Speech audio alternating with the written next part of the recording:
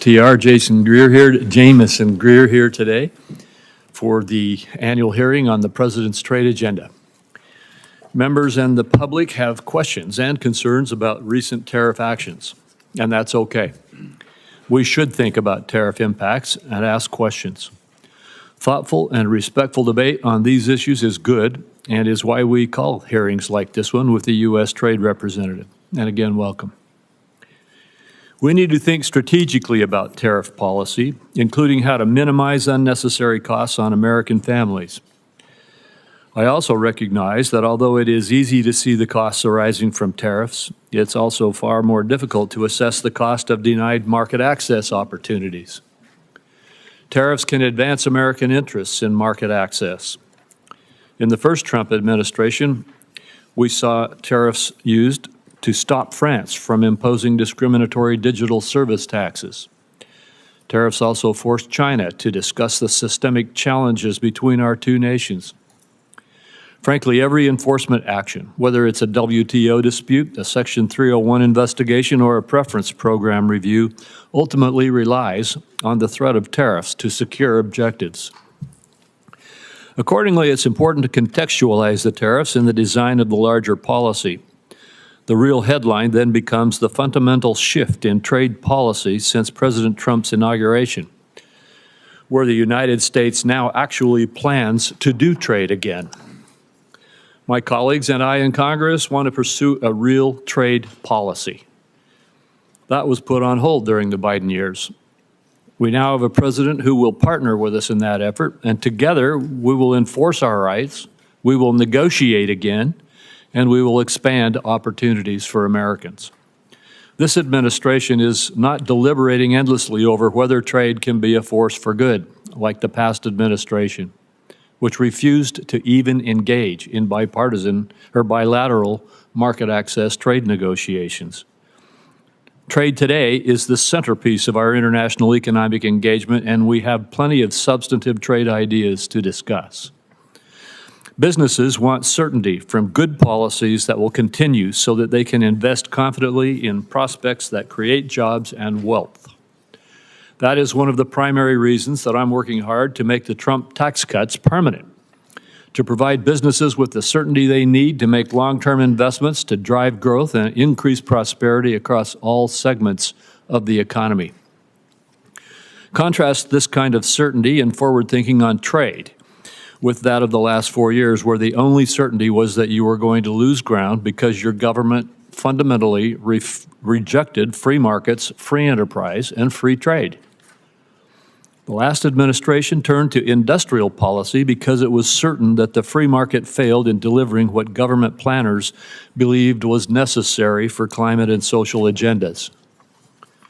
Indeed, China's central planners saw their own strategic thinking in the Inflation Reduction Act's approach of bestowing massive subsidies to stimulate investments that the market would not. We can restore faith in free markets by making it easier than ever to do business in America. The President's executive order last week to assist major investors to navigate our regulatory system efficiently is a good start. We plan to do more. The Biden administration provided us with only the certainty that in the face of a foreign government's discriminatory policies like digital service taxes, data localization, or other non-tariff barriers, it would not stand up for its citizens because it believed that the so-called right to regulate trumped the principle of free enterprise. Respectfully, democratic governments do not have rights. They exist to secure rights for their citizens. One immediately welcome change under the Trump administration appeared last week in the USTR's National Trade Estimate. Last year, the Biden administration deliberately cut from the estimate a number of discriminatory measures imposed on America by foreign governments because it sided with those governments over our citizens. This year's estimate is exhaustive because the administration carefully identified all of the ways that Americans lose out in the global marketplace. Finally, the validity of free trade will be seen again. The last administration did not pursue market access in its negotiations. Instead, it demanded governments to undertake a number of social and environmental commitments, even ones Congress did not approve of domestically. Not surprisingly, our partners did not put their trust in such negotiations. While tariffs inherently may be seen at odds with free trade, we must also acknowledge that many of our trading partners deploy barriers that have gone unchallenged for too long. Free trade, by definition, must be reciprocal. We do not have it if others can impose barriers on us unchallenged. Our failure to enforce our rights over the last 4 years lost a lot of ground for us. This cannot continue because what I am certain about is that American goods and services are innovative, high quality, and globally competitive. Senior administration officials say that a number of countries are coming to the table to engage with the USTR.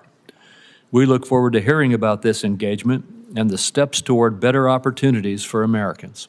With that, I turn to Senator Wyden for his remarks. Thank you very much, Mr. Chairman. Mr. Chairman and colleagues, today's hearing on the President's trade agenda begins with American retirement funds, investors, and our economy in purgatory thanks to Donald Trump's plan to hike tariffs to levels not seen since before the invention of the automobile. Prices are continuing to increase. Markets for made in the USA products are slamming shut around the world. The U.S. economy has gone from the envy of the world to a laughingstock in less time than it took to finish March Madness. Through it all, Donald Trump and his advisors have yet to provide an understandable explanation, any explanation for what his tax hike on the American people is supposed to accomplish. And so this morning, I'd like to focus on one central question. What is the plan? In the last week, the White House has been all over the map when it comes to this question. There is no clear message of how the tariffs were determined, what they're supposed to accomplish, how long they'll be in place, whether they're a negotiating tool or a move to try and cut the United States off from global trade and usher in a new era of 1870s-style protectionism. In the days since Donald Trump announced his tariffs, the President and his advisors have repeatedly changed their stories on all of these questions. Last Thursday, Donald Trump said, quote, "The tariffs give us great power to negotiate," just after Secretary Lutnick and a top economic advisor told reporters the tariffs were not up for negotiation. Then the stories changed again on Sunday when the Secretary of Agriculture and the top White House economic advisor, Kevin Hassett, both said Trump's tariffs were bringing foreign countries to the table, hoping to negotiate new deals to cut tariffs. At nearly the same time, the Treasury Secretary was on TV Sunday saying the tariffs would remain in place for, quote, days and weeks. Asked if the tariffs were up for negotiation, the Commerce Secretary said Sunday, "The tariffs are coming." He announced it, and he wasn't kidding. The tariffs are coming. And yesterday in the Oval Office, Donald Trump said there can be permanent tariffs and there can also be negotiations. So again, this morning, what we want to know is what is the plan? The stock market is up a bit this morning on yet another round of rumors that Donald Trump might not go through with his full barrage of tariffs. Yet this weekend, Donald Trump retweeted a post on Truth Social arguing that Trump is crashing our economy and markets on purpose as a strategy to lower interest rates. Is it possible that's the plan? Tank the economy so wealthy people can borrow money more cheaply? We know that billionaires like Howard Lutnick and semi-billionaires like Scott Bessent won't mind paying more for groceries or gas. It's a drop in the bucket for them. But for families, higher costs are going to get hurt. Higher costs are going to hurt. The nonpartisan Yale Budget Lab predicts the tariffs will cost families $3,800 in the first year alone. In Mr. Greer's confirmation hearing, he argued that economic security leads to strong national security. Our country is getting the opposite with these pointless tariffs. Destroying the foundations of our economy is not only disastrous for workers and families, it makes our people less safe. So you look at Stellantis, the auto company, laying off 900 workers in response to the tariffs. I talked to Pacific Northwest fruit growers who are being told no more American exports, and I hear from small businesses in Oregon that they'll have to pay more for the materials they use to make their products. And I worry that Americans will soon be poorer and face greater threats to our national security thanks to these Trump policies. Is that the plan? Colleagues, I'm going to close with this. The Trump aimless, chaotic tariff spree has proven beyond a doubt that Congress has given far too much of our constitutional power over international trade to the executive branch. It is time to take that power back. On a bipartisan vote, 51 senators sent that signal last week by stepping in and passing legislation to lift Trump's reckless tariffs on Canada. Well, now Donald Trump has slapped tariffs on about 180 countries, and this is a big unforced error that requires a big response. So let me close with this announcement. Today, I am proposing a new bipartisan privileged resolution to end the latest crop of global tariffs that are clobbering American families and small businesses. Members on both sides of the aisle ought to know that this is a call to action, and Congress must step in to rein this president on trade. Thank you, Mr. Chairman. Thank you, Senator Wyden. And Ambassador Greer, you may now make your statement. Thank you. Chairman Crapo, Ranking Member Wyden, and members of the committee, I appreciate you taking the time today for this hearing. Last Wednesday, President Trump declared a national emergency in response to the large and persistent trade deficit that has built up in recent years. This deficit is driven in part by non-reciprocal tariffs, trading barriers, and other economic policies pursued by our foreign trading partners. The situation is urgent. President Trump imposed tariffs to address this emergency, and these measures are aimed squarely at achieving reciprocity and reducing our massive trade deficit to reshore production in the United States. This national emergency declaration and tariff action is the most significant change in U.S. trade policy since we allowed China to join the World Trade Organization. The American working class, in particular, has suffered concentrated losses from the so-called China shock and other adverse effects of past trade policy and the conditions that give rise to this massive trade deficit. You've heard some of these numbers before. The United States has lost 5 million manufacturing jobs and 90,000 factories since 1994. President Biden left with a $1.2 trillion trade deficit in goods, the largest of any country in the history of the world.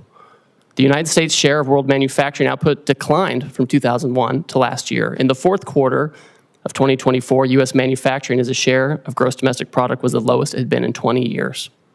During COVID, we were unable to procure semiconductors to build our cars or materials for pharmaceuticals and personal protective equipment. During World War II, we built nearly 9,000 ships. Last year, the United States built only 3 ocean-going vessels.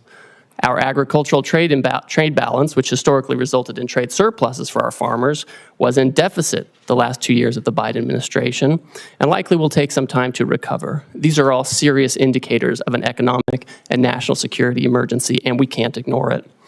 One important driver of these negative trends has been unfair, unbalanced, and non-reciprocal trade. This includes the effect of higher tariffs imposed by other countries on the United States, the effect of non-tariff measures that promote other countries' exports and obstruct U.S. exports, and other foreign economic policies favoring overproduction and degrading America's manufacturing capacity.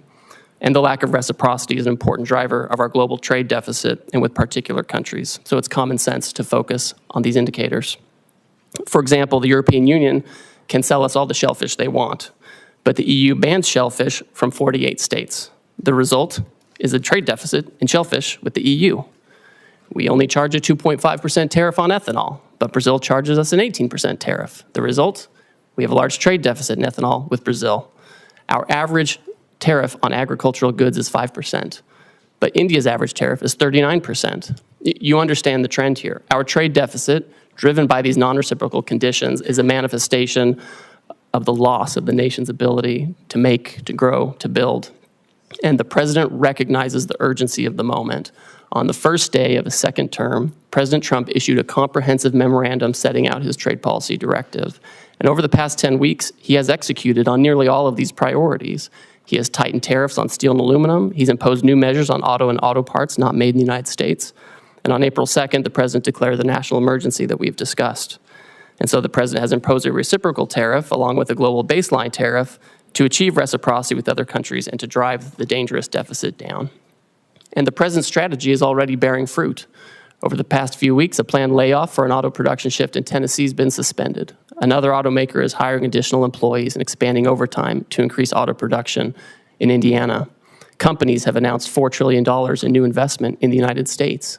Nearly 50 countries have approached me personally to discuss the president's new policy and explore how to achieve reciprocity, and they've spoken with many members of the administration. Several of these countries, such as Argentina, Vietnam, India, and Israel, have suggested that they will reduce their tariffs and non-tariff barriers in line with the president's policy. And these obviously are welcome moves. Our large and persistent trade deficit has been over 30 years in the making, and it will not be resolved overnight, but all of this is in the right direction, particularly as we start to negotiate with these countries. We must move away from an economy that's based solely on government spending and the financial sector, and we must become an economy based on producing real goods and services that provide jobs for working class and middle class Americans in their communities. This adjustment may be challenging at times, and in a moment of drastic overdue change, I'm confident, I'm certain that the American people can rise to the challenges they've done before. I appreciate this committee's interest in President Trump's trade agenda. I'm glad we're talking about this. That's created debate. And we may not agree on everything, but I know that you want to do what's best for America. So does the president, and so do I, and we'll collaborate together on this. Thank you again for your time, and I look forward to our conversation. Thank you, Ambassador. Yesterday, Secretary Bessent stated that you and he both will lead trade negotiations with Japan. I am very pleased that President Trump has decided to press for market access in this case. I hope we'll see more negotiations that press for zero-to-zero barriers, but could you explain a little bit what is the scope of these negotiations? Certainly. Thank you, Chairman. So as you know, yesterday the President directed Secretary Bessent and myself to interact with the Japanese. We've already been having several conversations with them over past weeks. So this is not a new development, but we are taking it to a new level. Obviously, we want to have more market access in Japan. For us, we feel like we could have more and better agricultural market access. There are also structural impediments to some of our industrial goods in terms of standards and regulations and that kind of thing. I also think that there are things we can do with our trading partners, things that aren't always purely in the trade sector with respect to economic security, whether it's export controls alignment or investment screening alignment or energy, making sure that our partners are tied up with us with respect to liquefied natural gas and other resources, as opposed to being dependent on other countries that may not be as friendly. And so I think all of these factors will go into these discussions with Japan in the coming weeks. Well, thank you. And as you indicated in your testimony, you've been approached, the administration or you have been approached by about 50 other countries already. I assume that the objective in these approaches, and I assume that there will be discussions and negotiations with them, but first, could you verify that? Is the objective here to engage in market access negotiations with these countries? Chairman, as these countries approach us, the idea is that we've had years and years of non-reciprocal access, and it's contributed to these trade deficits. As the countries come to approach us, what we've told them is, if you have a better idea to achieve reciprocity and to get our trade deficit down, we want to talk to you. We want to negotiate with you. And it goes both ways. Sometimes they have exports to us that are driven by subsidies and unfair trading practices. And then obviously they have non-reciprocal treatment on their end where they block our exports, sometimes through prohibitive tariffs, quotas that are not administered in the appropriate way, or other unfair trading practices. So these are the kinds of things that should be targeted. And I don't want to prejudge the negotiations, but if they're able to provide an alternative plan that can further these objectives, I think we're open to that. Well, thank you. The America First Trade Policy Memorandum rightly tasked the USTR to review China's compliance with the Phase 1 agreement. Under the agreement, China is obligated to purchase more U.S. goods and change basic practices and laws, the so-called structural commitments. The prior administration refused to discuss whether China complied with its structural commitments. And by the way, these were commitments made in response to tariffs in President Trump's first presidency, correct? That's right. What is your analysis of China's compliance with the structural commitments that it made in Phase 1 so far? Our assessment, Chairman, is that in the initial stages of implementing the agreement, China made significant movement to make these structural changes, whether it was with respect to agricultural rules, financial services, or IP. We found during the Biden administration there was little enforcement and little communication, and that the Chinese did not comply with this agreement in large part. I've had a call with my counterpart. I've communicated to him our feeling on this, that they have not complied with the agreement. And I think we're disappointed by this. It's not surprising, but we are certainly disappointed by that. And now you're engaged to, again, see if we can get compliance. We will see, right? The Chinese obviously have agency in this. It's not just a matter of U.S. policy. We, of course, welcome and we hope that foreign countries will change their practices to make sure that they're fair. And we look forward to continuing to monitor that situation. Thank you. The administration has announced it's negotiating an agreement also with India, and it appears already to be yielding results, such as India dropping its digital services tax. Although India has high tariffs, its non-tariff barriers are just as significant, if not more so. Will you try to include commitments on matters such as intellectual property, technical barriers to trade, and science-based agricultural rules to take on those barriers? Yes, and I have a standing call with my Indian counterpart to address these very issues. All right, thank you. Senator Wyden. Thank you. Thank you very much, Mr. Chairman. I saw at page 4 of your testimony, Mr. Greer, you said the president's strategy is already bearing fruit. Well, I can tell you for a lot of Oregonians who have 401ks that are being drained out, that's pretty rotten stuff. And you ought to realize how serious this is for the country. Now, everybody in the administration practically has a different story about the Trump tax hike. So I'm interested in knowing what the story is today. Will higher tariffs go into effect tomorrow as announced? Senator, yes, they're scheduled to go into effect. We are having negotiations with all kinds of countries at this time. The president's fixed in his purpose. The nature of the emergency that I discussed earlier is not something we can wait on anymore. So we will have the president's plan go into effect, and we're coupling that with immediate negotiations with our partners as they seek to. So it's not a question of something being scheduled.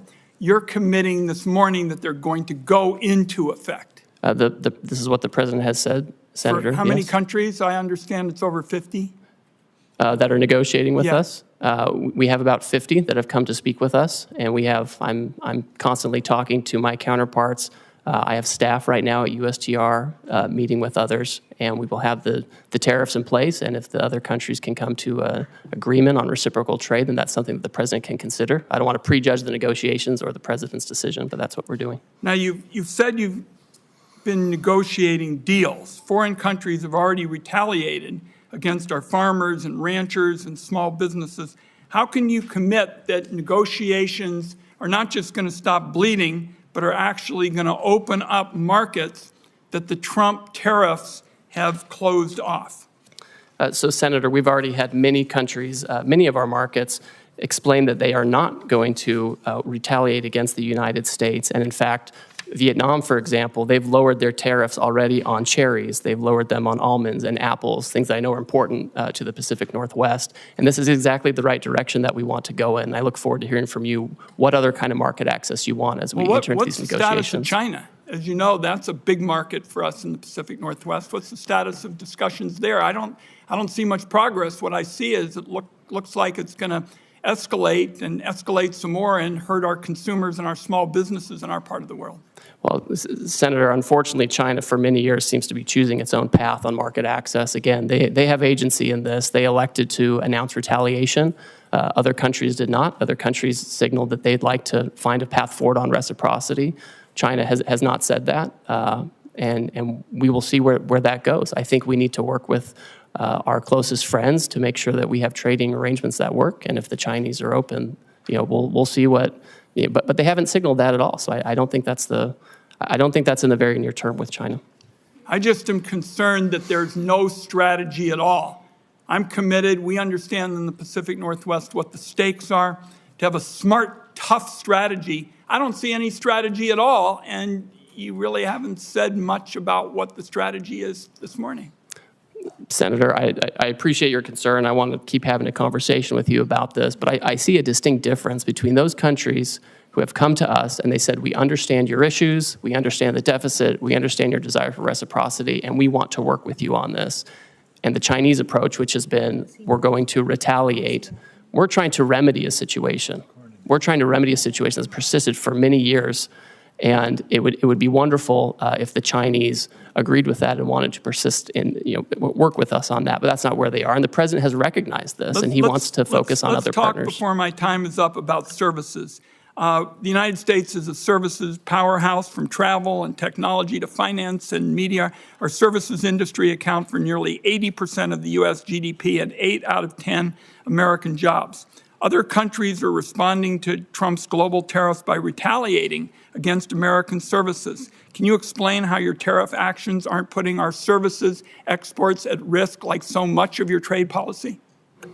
Senator and Chairman Crapo mentioned this. We had India already pull down a digital advertising tax that affected some of our most competitive tech companies. We're already in conversations with other countries that if they want to have reciprocal trade with us, that's something that we need to consider as well. And we expect them not to discriminate against our services companies. We have some of the most competitive in the world. I agree with you. And to me, that's part of this calculation. I wrapped up with the services question because it seems to me it's classic Donald Trump. Really good at talking about problems, even saying that there is some reason to go forward, identifying a problem, but pretty damn bad at fixing them. And there's going to be a whole lot of collateral damage in the process if you all continue with these trade policies in services and in other areas. Thank you, Mr. Chairman. Thank you, Senator Cornyn. Ambassador Greer, well, thank you for being here today. I know there's been a lot of discussion about tariffs, but would you just briefly discuss non-tariff barriers to trade? In other words, the barriers that countries put up to deny market access from U.S. exports into those countries that aren't tariffs per se. Yes, thank you, Senator. I have here in my hand a book that's become very popular in recent days. This is the National Trade Estimate on Foreign Trade Barriers, and the Office of the United States Trade Representative puts this together with input from civil society, unions, industry, business, small business. And this is 400 pages of all the non-tariff barriers that you're talking about. Just a few examples. India, huge trading partner, they restrict imports of ethanol for fuel use by using restrictive import licenses. These are the types of border measures that don't sound very sexy to talk about, and they don't make for a great soundbite, but these are the things that actually block our exports, where they have licensing regimes or they have fake science that they use to block our imports.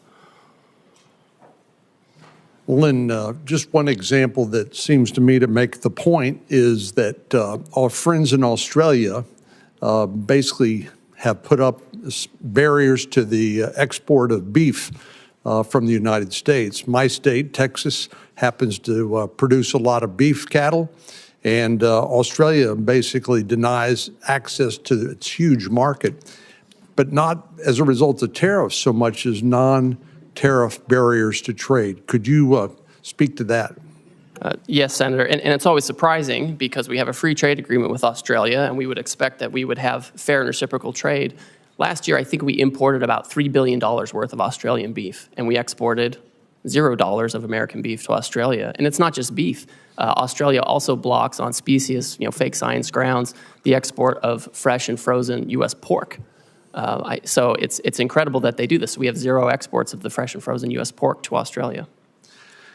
I find it interesting that people express surprise at President Trump's policies when he's been talking about these policies for, best I can tell, for decades, and how unfair trading arrangements are between various countries.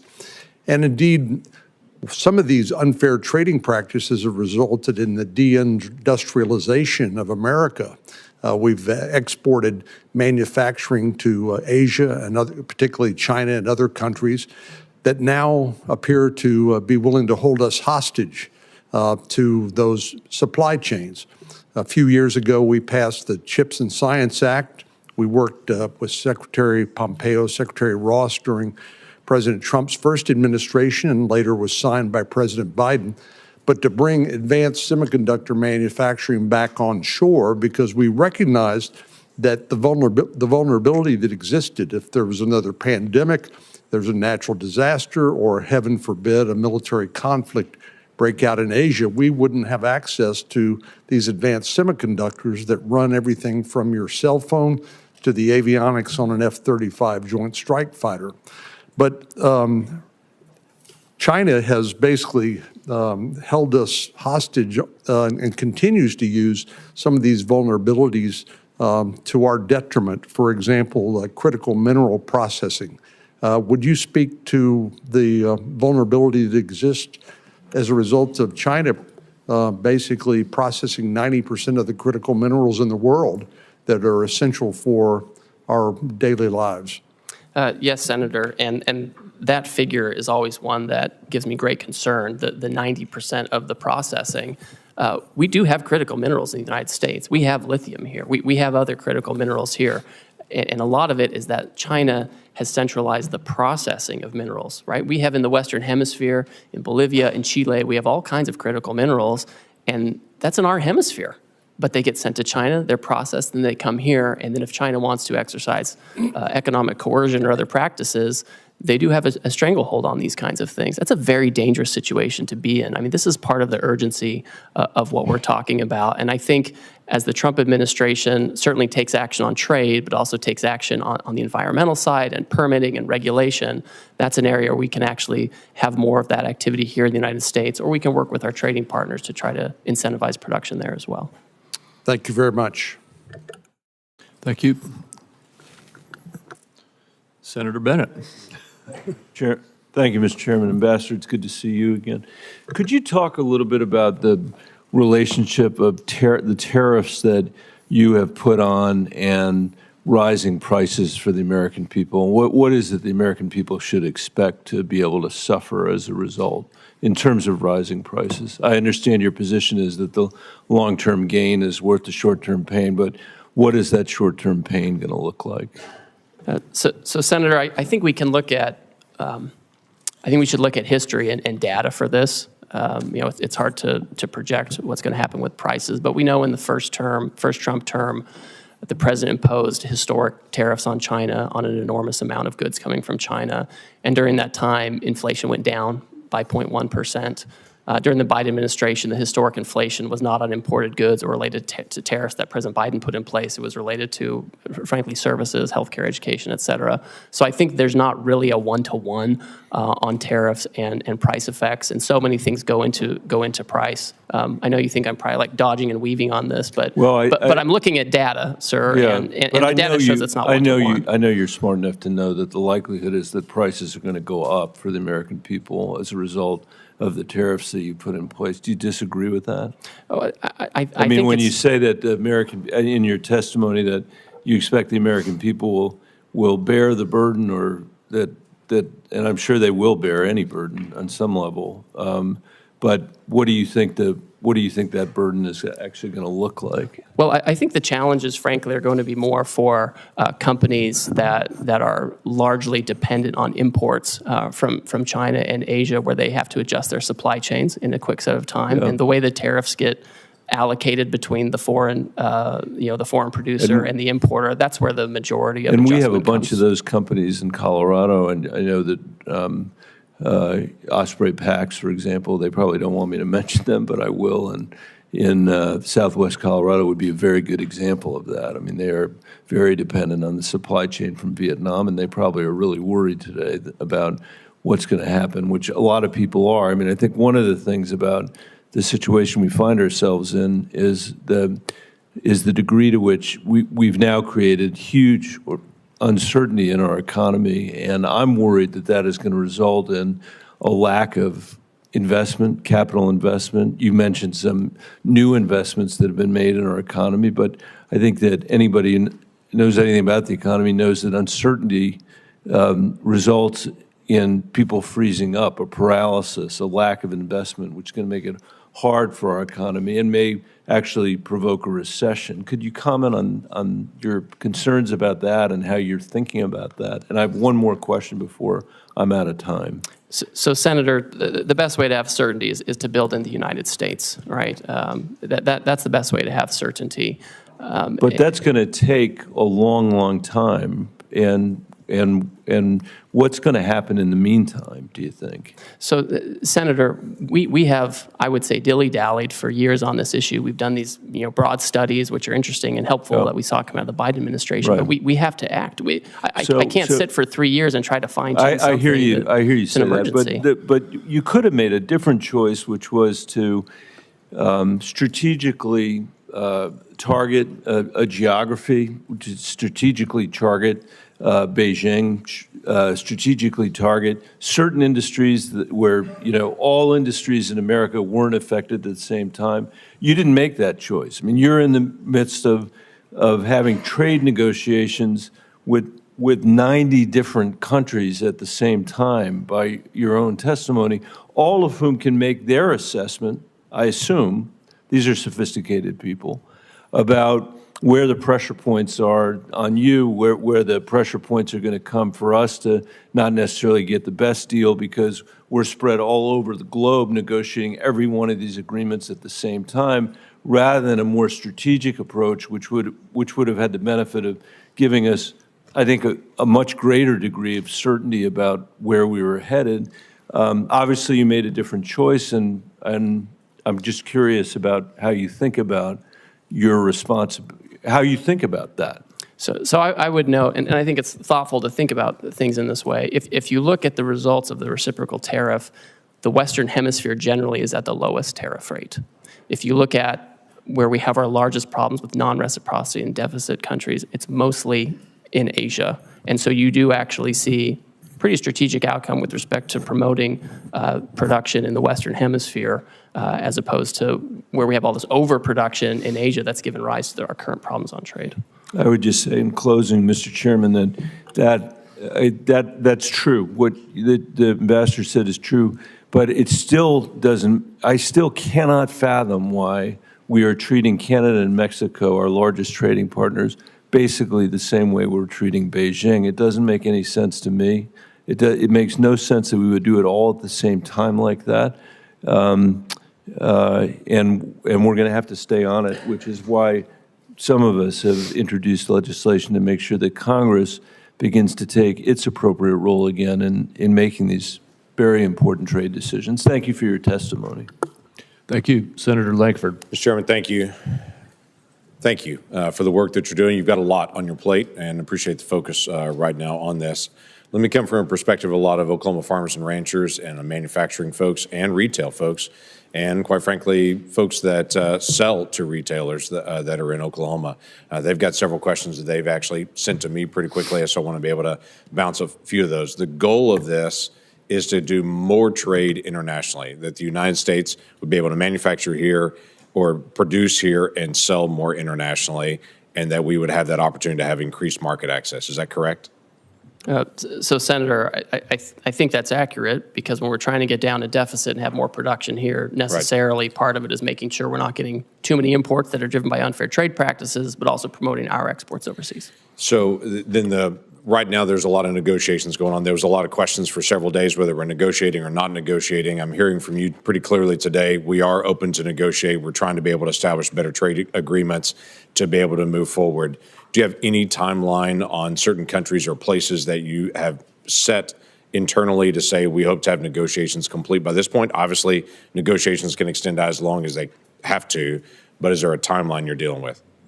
So the president has indicated that he's willing to negotiate with parties that want to pursue reciprocal trade with the United States.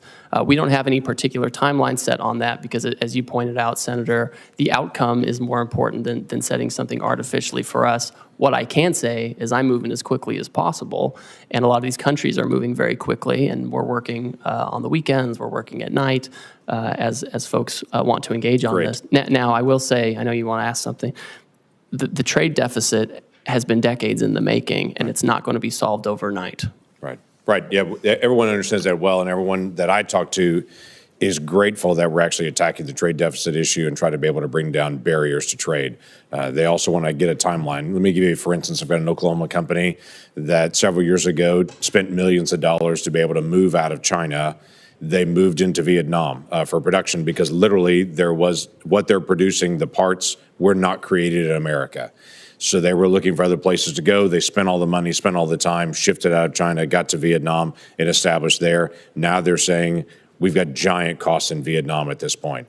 So they're going to have to renegotiate with every single retailer that they sell to, which is going to take a lot of time to be able to do it. What they're trying to be able to figure out is, do we hold on those negotiations and try to renegotiate with Walmart and Target and Costco and everybody else they're going to have to renegotiate with? Or do they press on with those negotiations now? If things are going to get resolved soon, they can pause. If they're not going to get resolved, they're going to have to renegotiate every contract again to try to figure out which way to go. So the time piece does matter to them.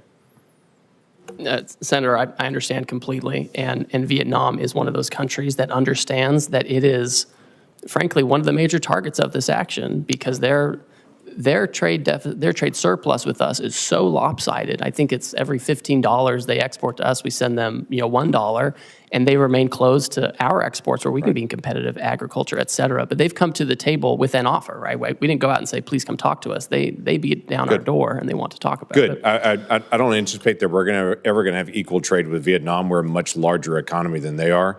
But bringing down the trade barriers would be helpful so that they would accept American products to be sold there.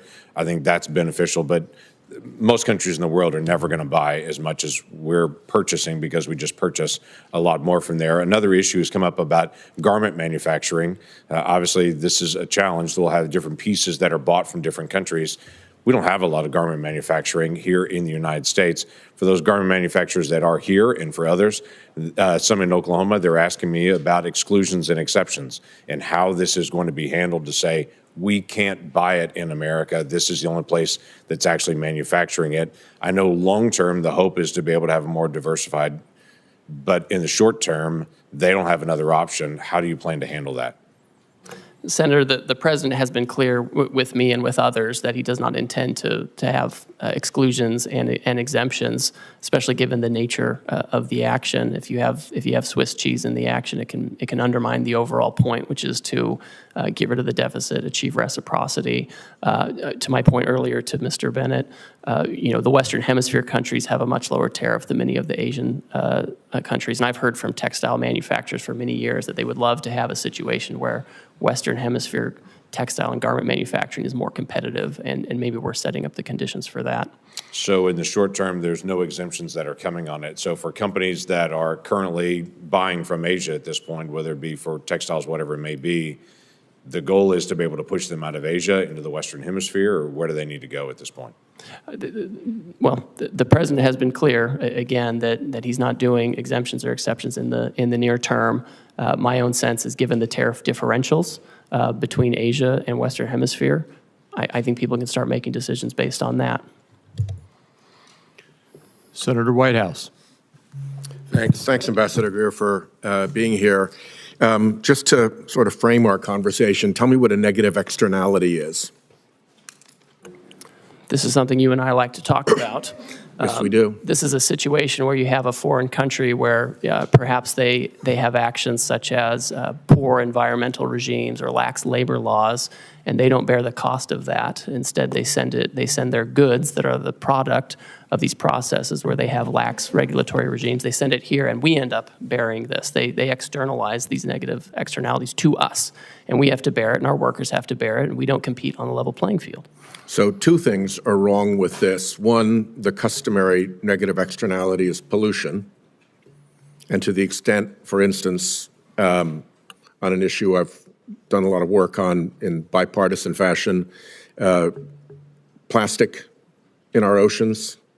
Now it's in our drinking water, it's in breast milk. I mean, we've really gone down a very weird pathway with respect to plastics. If China, for instance, is responsible for dumping 60 or 70% of the plastics into the Pacific, then that's a harm to us, correct?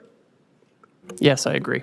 Because it's a commons, the ocean, and we suffer from that. And then if the Chinese company is exporting their goods to the U.S., and that Chinese company has a lower cost for its product because it doesn't have proper pollution control with respect to plastic, and the U.S. company does, then that's an unfair trade imbalance, correct? Yes, I agree with that. So two things are wrong when we get into this situation of foreign countries allowing pollution that our companies pay to prevent. That's right. And that's an appropriate place for tariffs to be deployed to offset that trade imbalance and help protect the commons from this particular tragedy, correct? I think trade action can be appropriate, and when the president announced his reciprocal tariff regime last Wednesday, he specifically referred to pollution by other countries in his speech. You may not have listened to it, but you may want to go back and listen to that part, because that's very true, and I agree with you. Well, it might be the only place in which the administration shows the slightest interest in pollution, so good for that. The issue of plastics is, I think, a pretty significant one. Again, there's been a lot of bipartisan interest. I even went up to the Oval Office during Trump 1 to have one of my bills signed by the president, and he gave a very animated riff on Asian countries polluting our beautiful oceans and how it comes ashore very often in Alaska by the ton along their beaches. So I hope this is an area we can continue to work together. And in particular, I hope that you'll sit down with me and Senator Cassidy on legislation that we are working on. Will you give us that meeting? Senator, I'll take any meeting with you that you would like to talk about this issue. And Great. I'd like to Well, also we'll let you... sit down with Senator Cassidy's team and have a conversation there. The other thing I wanted to flag for you is that you pretty well successfully deflected all of Senator Bennett's questions about what the immediate impact looks like in the short-term pain for the long-term gain. I just want to flag for you one issue that is very important to me. Rhode Island is a small business state, right? We don't have a whole lot of big mega corporations there who can balance things and move things around. Canada is our largest trading partner.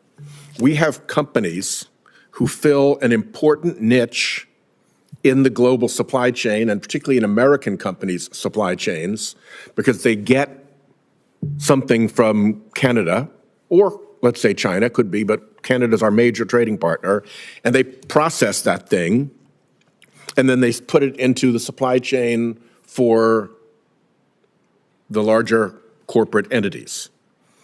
That's their business. That's all they've got. So if we're not looking out for these small businesses that are actually going to have to lock their doors and close the shutters and fire their employees and go out of business, I think you've missed a huge hole in the problem that these tariffs have created. If all you're listening to is the big mega corporations who can move things around the world and have the resources to dodge these effects, you're not getting the straight story.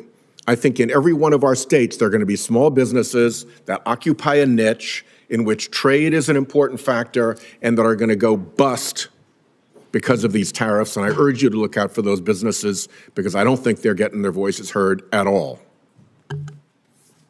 So, Senator, I've talked to you about this. I've talked to Senator Hassan about this and others. One thing I asked my team to do last week was to convene a meeting of I have I have a trade advisory council for small business. I've asked them to convene that meeting. I've connected with the Small Business Administration. They have an international trade desk there. I have an office that also deals with small business because I do want to hear it. I think it's important that we hear it because they don't have the same voices in Washington. I will say right now, Canada and Mexico, things coming from Canada and Mexico that comply with the United States-Mexico-Canada agreement come in duty-free. They continue to do so if they follow the rules. If they don't follow the rules and are trying to put in Chinese stuff, that's going to be tariffed. But if they follow the rules, they're going to be getting the duty-free treatment they're due. Well, a small business that has gone broke is not very amenable to a meeting. They don't exist any longer. Senator Hassan. Thank you, Mr. Chair and Ranking Member. Good morning, Ambassador Greer. Thank you for being here. Before I start with a couple of additional questions about the impact of these tariffs, I want to associate myself with Senator Whitehouse's comments just now about the impact on our small businesses, particularly those who are critical parts of supply chains for some of our larger corporations in the country. As you know, Canada is our biggest trading partner too, and we are already seeing the impact of these tariffs with our small businesses, especially in our tourism industry, which is being decimated because Canadians are not coming down to New Hampshire the way they usually do. Let me ask you about a couple of other things. President Trump's tariffs have made almost everything that families buy more expensive. The president imposed a 10% national sales tax on all imports into our country and an even higher sales tax on imports from more than 50 countries, including our allies like Canada. This is the largest tax increase in over half a century, and it's going to cost the average American family $3,800 a year. Their morning cup of coffee will cost more, so will new shoes for their kids, and so will fresh fruit. So my question to you, Ambassador, is how much revenue from the president's national sales tax will be used to give tax breaks to billionaires? So, Senator, as you know, any kind of tariff revenue that comes in to the United States government, it goes to the Treasury, and Congress will decide what happens to that money. Obviously, the president wants to have a very competitive tax policy that's good for everybody. That was part of why he had such a successful economy in the first term, is he married trade action with good tax policy to have $7,000 an increase in real wages over that time. Well, let's be really clear. The president, besides the contradictions in the way he talks about the purpose of his tariffs, the president's made very clear that he sees tariffs as a way of increasing revenue. At the same time, he's working with the majority in Congress to give additional tax breaks to the wealthiest people in the country at the expense of working people who are going to be paying more for everyday goods they absolutely have to pay, goods they were hoping were going to cost less, given the president's campaign promises. But of course, he isn't keeping to those campaign promises as prices continue to go up. Now, the president's national sales tax is increasing prices for families. It's also causing huge losses in Americans' retirement savings. Ambassador Greer, would the administration reverse course if the president's tariffs led to 10% inflation? Senator, the president is fixed in his purpose. This trade deficit and the offshoring and loss of manufacturing jobs is something that's persisted for too long, and it's dangerous. I understand your justification for the policy, even though there are some very contradictory justifications coming out of the administration. But my question is, what's the inflation rate where you guys would reverse course? 10% inflation that I just asked you about, that is higher inflation than we saw at the peak of the COVID economic crisis.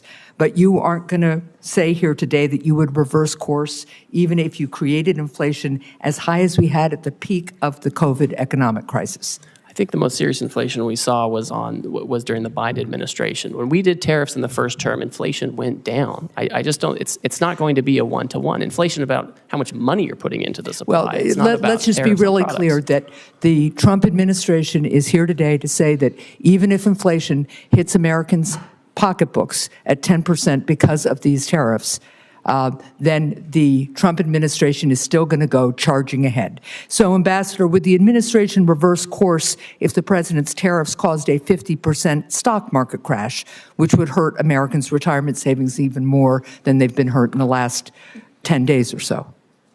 Senator, the fundamentals of the economy are so strong. We had 228,000 jobs last month. We have 9,000 additional manufacturing jobs from So the again, month before. your answer is even if the stock market crashes 50%, which is how much the stock market crashed in the Great Recession, you're not going to say here today that you would reverse course even if you crashed the stock market and harmed retirement savings as drastically as happened during the Great Recession in 2007. Senator, your hypotheticals are not consistent with the history we have seen with the use of tariffs. My hypotheticals are based on the fact that a lot of Americans are looking at their 401ks today and wondering how much of a lifestyle change they are going to have, or whether they're going to be able to retire when they plan to, because of the recklessness and haphazard nature of the Trump administration's imposition of tariffs. Nothing was thought out about this. This has been a haphazard, incompetent effort, and it's showing. Thank you, Mr. Chair. Thank you. Senator Cassidy. Hi, Mr. Greer. Thank you for being here. When I speak to my rice people and my shrimp people back home, they say that the tariff barriers and the subsidies by other countries for those products are so much that it is putting some of our shrimpers and some of our rice people either out of business or in incredible financial binds. And so the fact that the president is attempting to address these as well as the non-tariff trade barriers is incredibly important. Let me first say that. But I also hear from my producers that the mean tariff being selected to apply to a country may not account that for rice, for example, the tariff is much higher for that particular product, and that it is not adequate to address that which is taking place. Any thoughts on that, and how can we have something more particular for products which are really over tariffed? Yes, thank you. And I appreciate that concern, and the tariff rate applied to many of these countries, again, was a country-wide rate. It wasn't product-specific. My sense is if countries come to us and they expect to have some kind of a different plan, they will need to change these things, right? And they will have specific products, specific barriers that they would have to address, right? Or else, the president, again, he's fixed his purpose. He wants to see production back here. He wants to see our agriculture producers doing well. And these countries just have to have reciprocal trade with us. And that means taking care of the types of barriers and tariff rates you're talking about. So it sounds like you, one of the things I think they want to know is that since shrimp might be a relatively small part of trades with some of these countries, that the interest of, for example, shrimp will not be sacrificed in part of a greater whole. No, I think, and I saw a really interesting article today in the New York Times on shrimp. You may have seen that, where the tariffs have actually given a bit of a lifeline to these shrimpers. And I think that if there's going to be any kind of change to any of this, and I'm not going to prejudge that, we have to make sure that our industries are protected adequately, so we don't go backwards with the deficit. Let me ask, in the President's America First trading policy, there's several sections relating to free trade agreements and how they will be evaluated. Senator Bennett and I are working on an Americas Act, which would be a hemispheric trade policy, which would have several purposes. One, to strengthen those ties. Secondly, to keep the Chinese from making the incursions that they are absolutely making throughout the hemisphere. Some are calling the Caribbean a Chinese lake. And so this would allow us to push back upon that.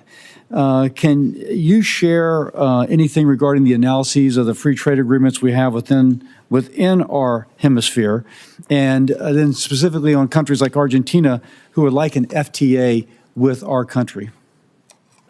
Certainly. I would say that we are first and foremost focused on addressing this emergency and the reciprocal tariff action and implementing it appropriately.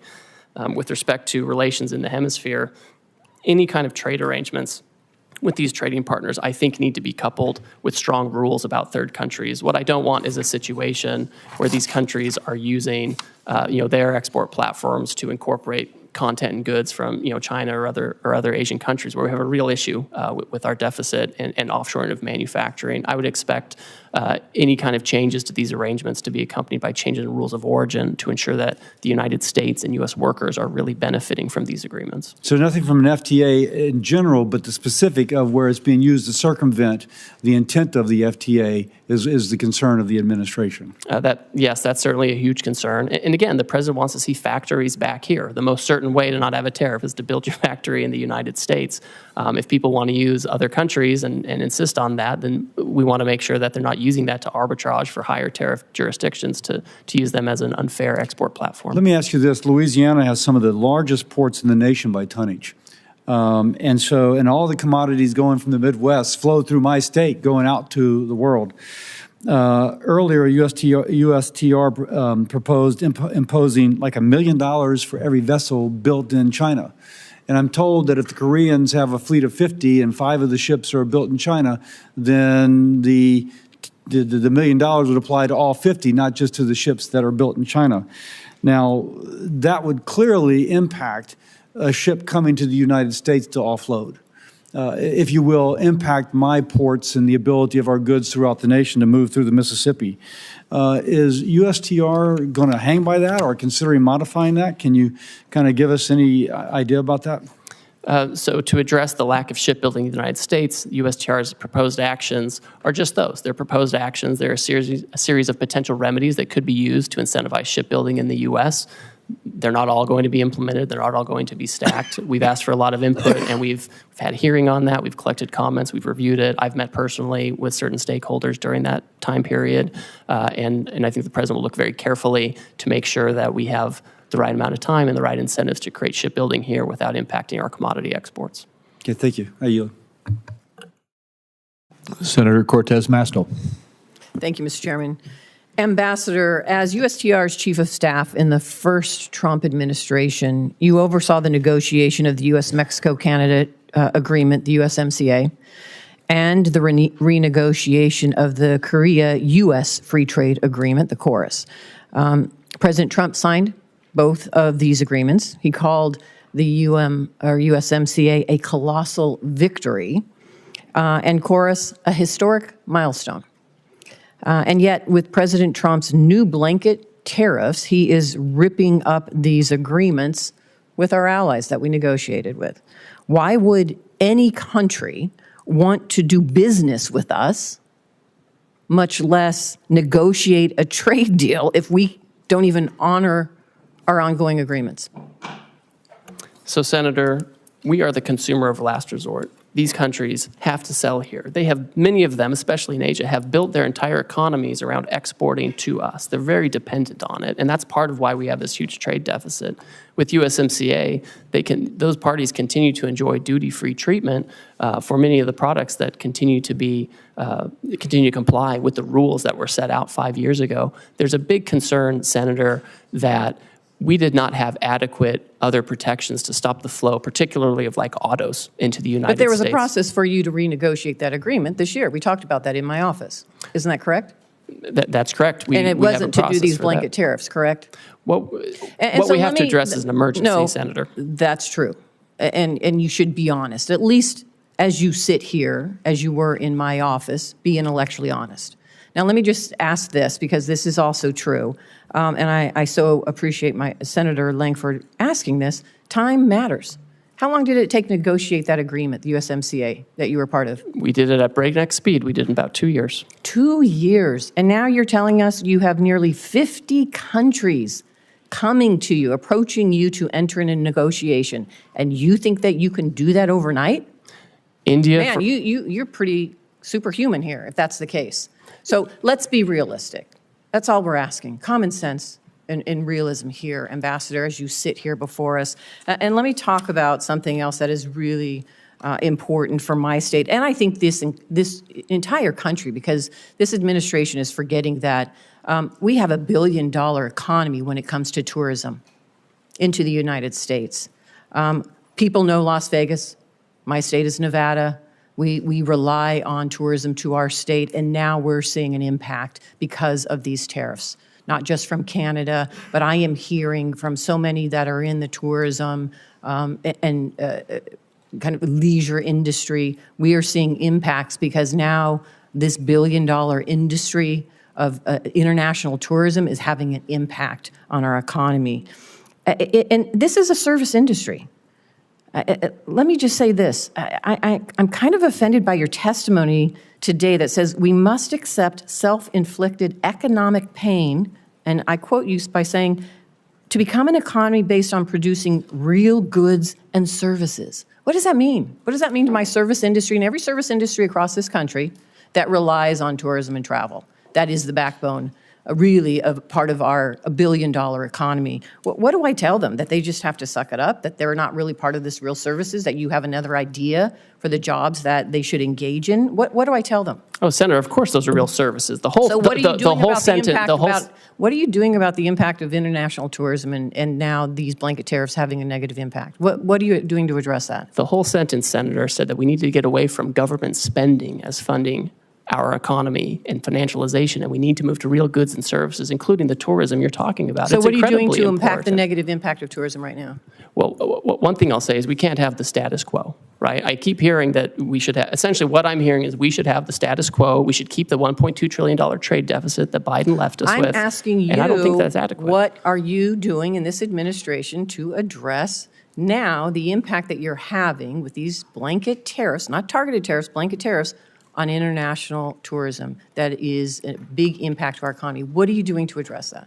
Well, Senator, as we're talking to all of these countries, we are talking about services. We are talking about making sure that, you know, we can export services to other countries. A lot of those that we export are, you know, we have Well, let digital me say I only have services, so all much kinds time, of and trade. apparently you're not. So here's what I would like, because you haven't thought about this, and the administration hasn't really thought about it, because I haven't heard anybody talking about tourism.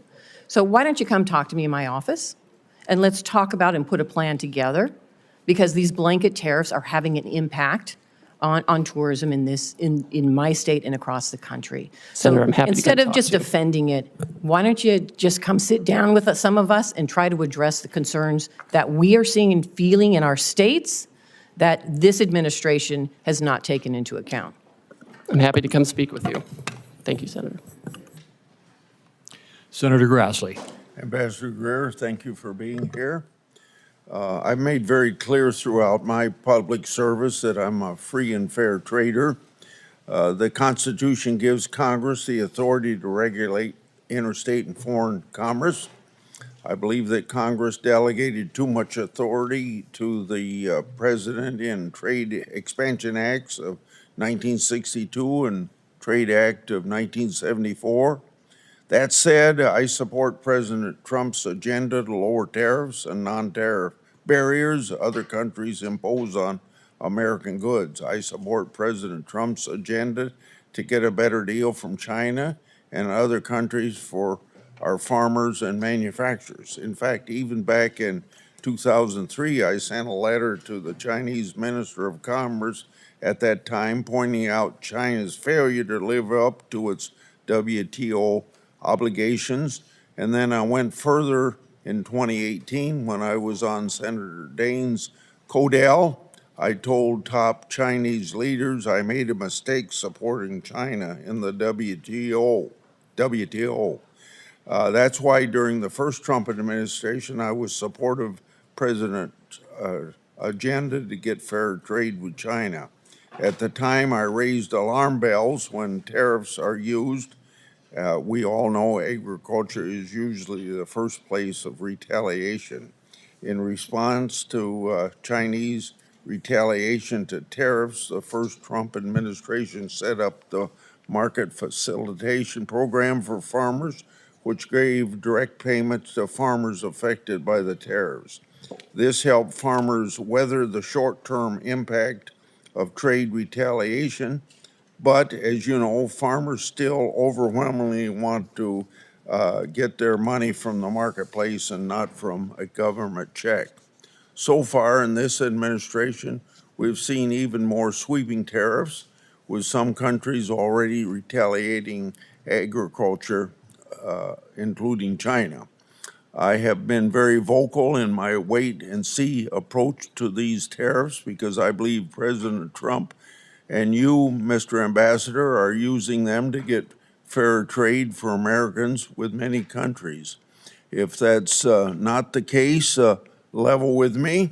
So to help farmers in the meantime, instead of relying on payments from the government, I'm going to give a suggestion that you don't have much to do with, but the administration could move very quickly to increase RVOs, on the renewable fuel standards so that farmers get more robust domestic markets for their crops. And one place to start would be where the Biden administration came up short with RVOs, only 3 1/10 billion over a 3-year period of time on biodiesel, to make that 5.3 as far as you can see into the future. That would very dramatically increase soybean prices. So my question to you is, in the medium to the long term, do you plan to turn these tariffs into trade deals to reduce tariffs and non-tariff barriers? I support that. On the other hand, if the purpose is to stall on negotiations in order to keep tariffs high for the sole purpose of feeding the U.S. Treasury, I oppose that. So is this administration for trade reciprocity or for Treasury replenishment? Senator, thank you, and thank you for your years of service on the trade space, and you're one of the deans in this area. It's important to understand the sense of the emergency that we're facing and urgency with the need to reshore and do manufacturing here. It's incredibly important to the president. Yesterday, he stated very clearly that he is happy to engage in negotiations immediately with countries that believe that they can help us reduce our deficit and get rid of the non-tariff barriers and the tariffs that affect that. I think the answer, Senator, is it's going to be country by country. There are going to be some countries where they're not able to address their non-tariff barriers or their tariffs or the deficit fully, and there will be others who I think will be able to do that, and where the president will have the option of making a deal with them. So we're certainly seeking reciprocity. Now, if we have the tariff on a country, there's obviously going to be a revenue effect, but we need to reshore manufacturing, we need to get rid of our agricultural deficit, and we need to make sure that if countries are going to trade with us, it has to be on a reciprocal basis. Senator Cantwell. Thank you, Mr. Chairman. Ambassador Greer, good to see you. You and I have had many conversations about trade. I think my question this morning, though, starts with the consultation that Congress deserves on trade issues from the trade ambassador. And what did the Trump administration do to prepare us, to communicate with us, to tell us about findings as it relates to these emergency orders by the president? Thank you, Senator. As you know, I find consultation requirements very important, and not just as a requirement, just a matter of good practice. Our staff, the USTR staff, in the past 2 months that we've been in office, have had over 200 formal engagements with staff on the Hill, obviously here in the Senate, also in the House. The day of the reciprocal trade announcement, we had our staff also up here briefing your staff. And we also had the president issue very publicly his America First trade policy memorandum, which specifically said that he was going to look into the trade deficit and the possibilities of tariffs. So we've wreaked havoc on the economy by having one of the largest drops of the market. We have people's 401 in panic. We have retail organizations like the Retail Industry, National Retail Federation, American Apparel Industry, Outdoor Association, Consumer Technology, Computer Communications Industry, Main Street Alliance, Small Business Majority, all anxious, asking us to do something. And you're saying, well, some people have passed some notes to staff.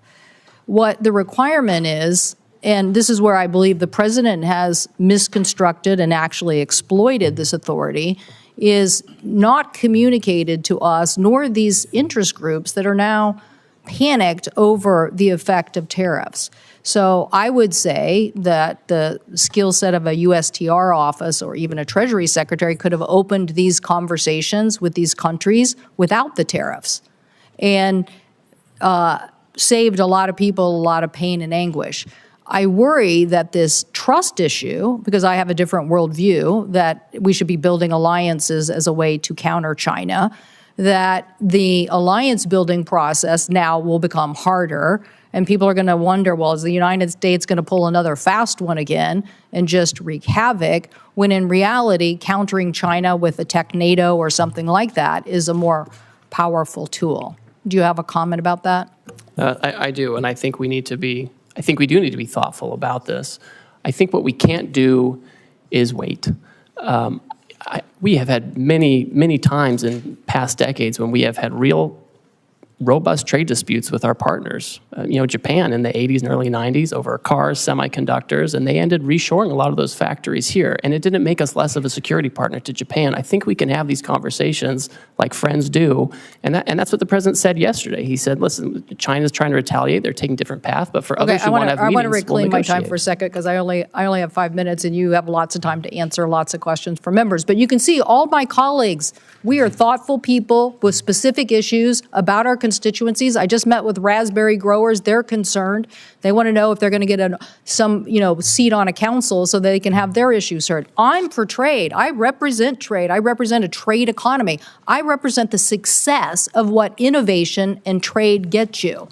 But you're coming here this morning with this not only tanking of the market and 401s, now you're coming here telling me that tariff is the tool. And I'm telling you innovation is the tool. You're telling us in your testimony you want a tariff on semiconductors.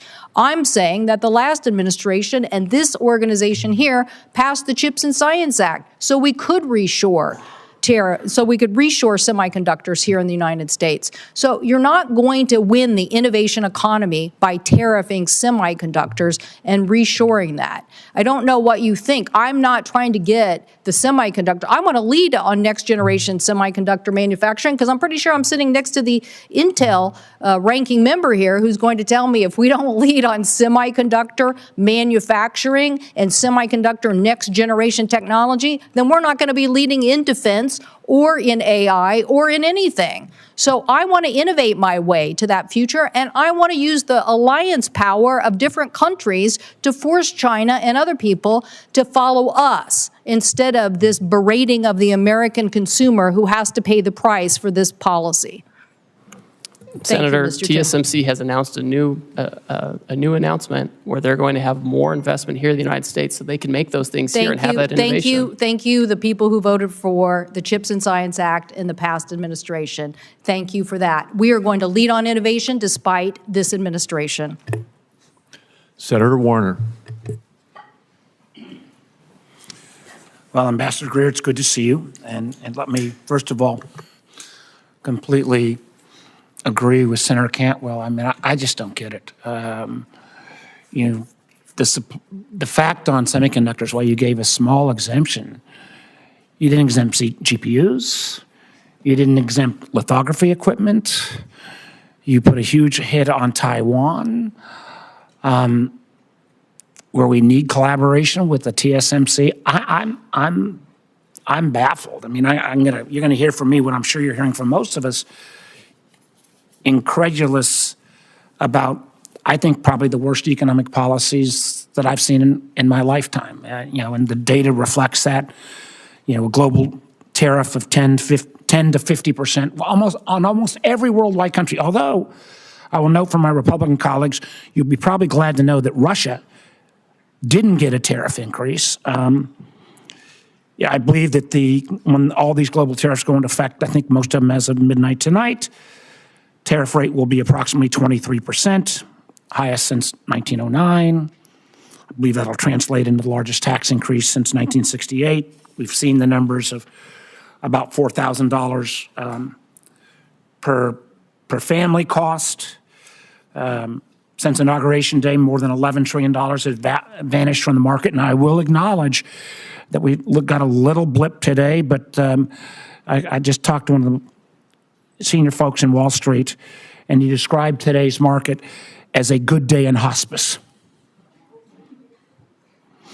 I wouldn't use his name because, there are no good days in hospice, but that's kind of how I feel. And again, I know you guys are supposed to know more than all of Wall Street, but when every firm says, we're going to see increased chance of recession, and I've met you, Ambassador Greer.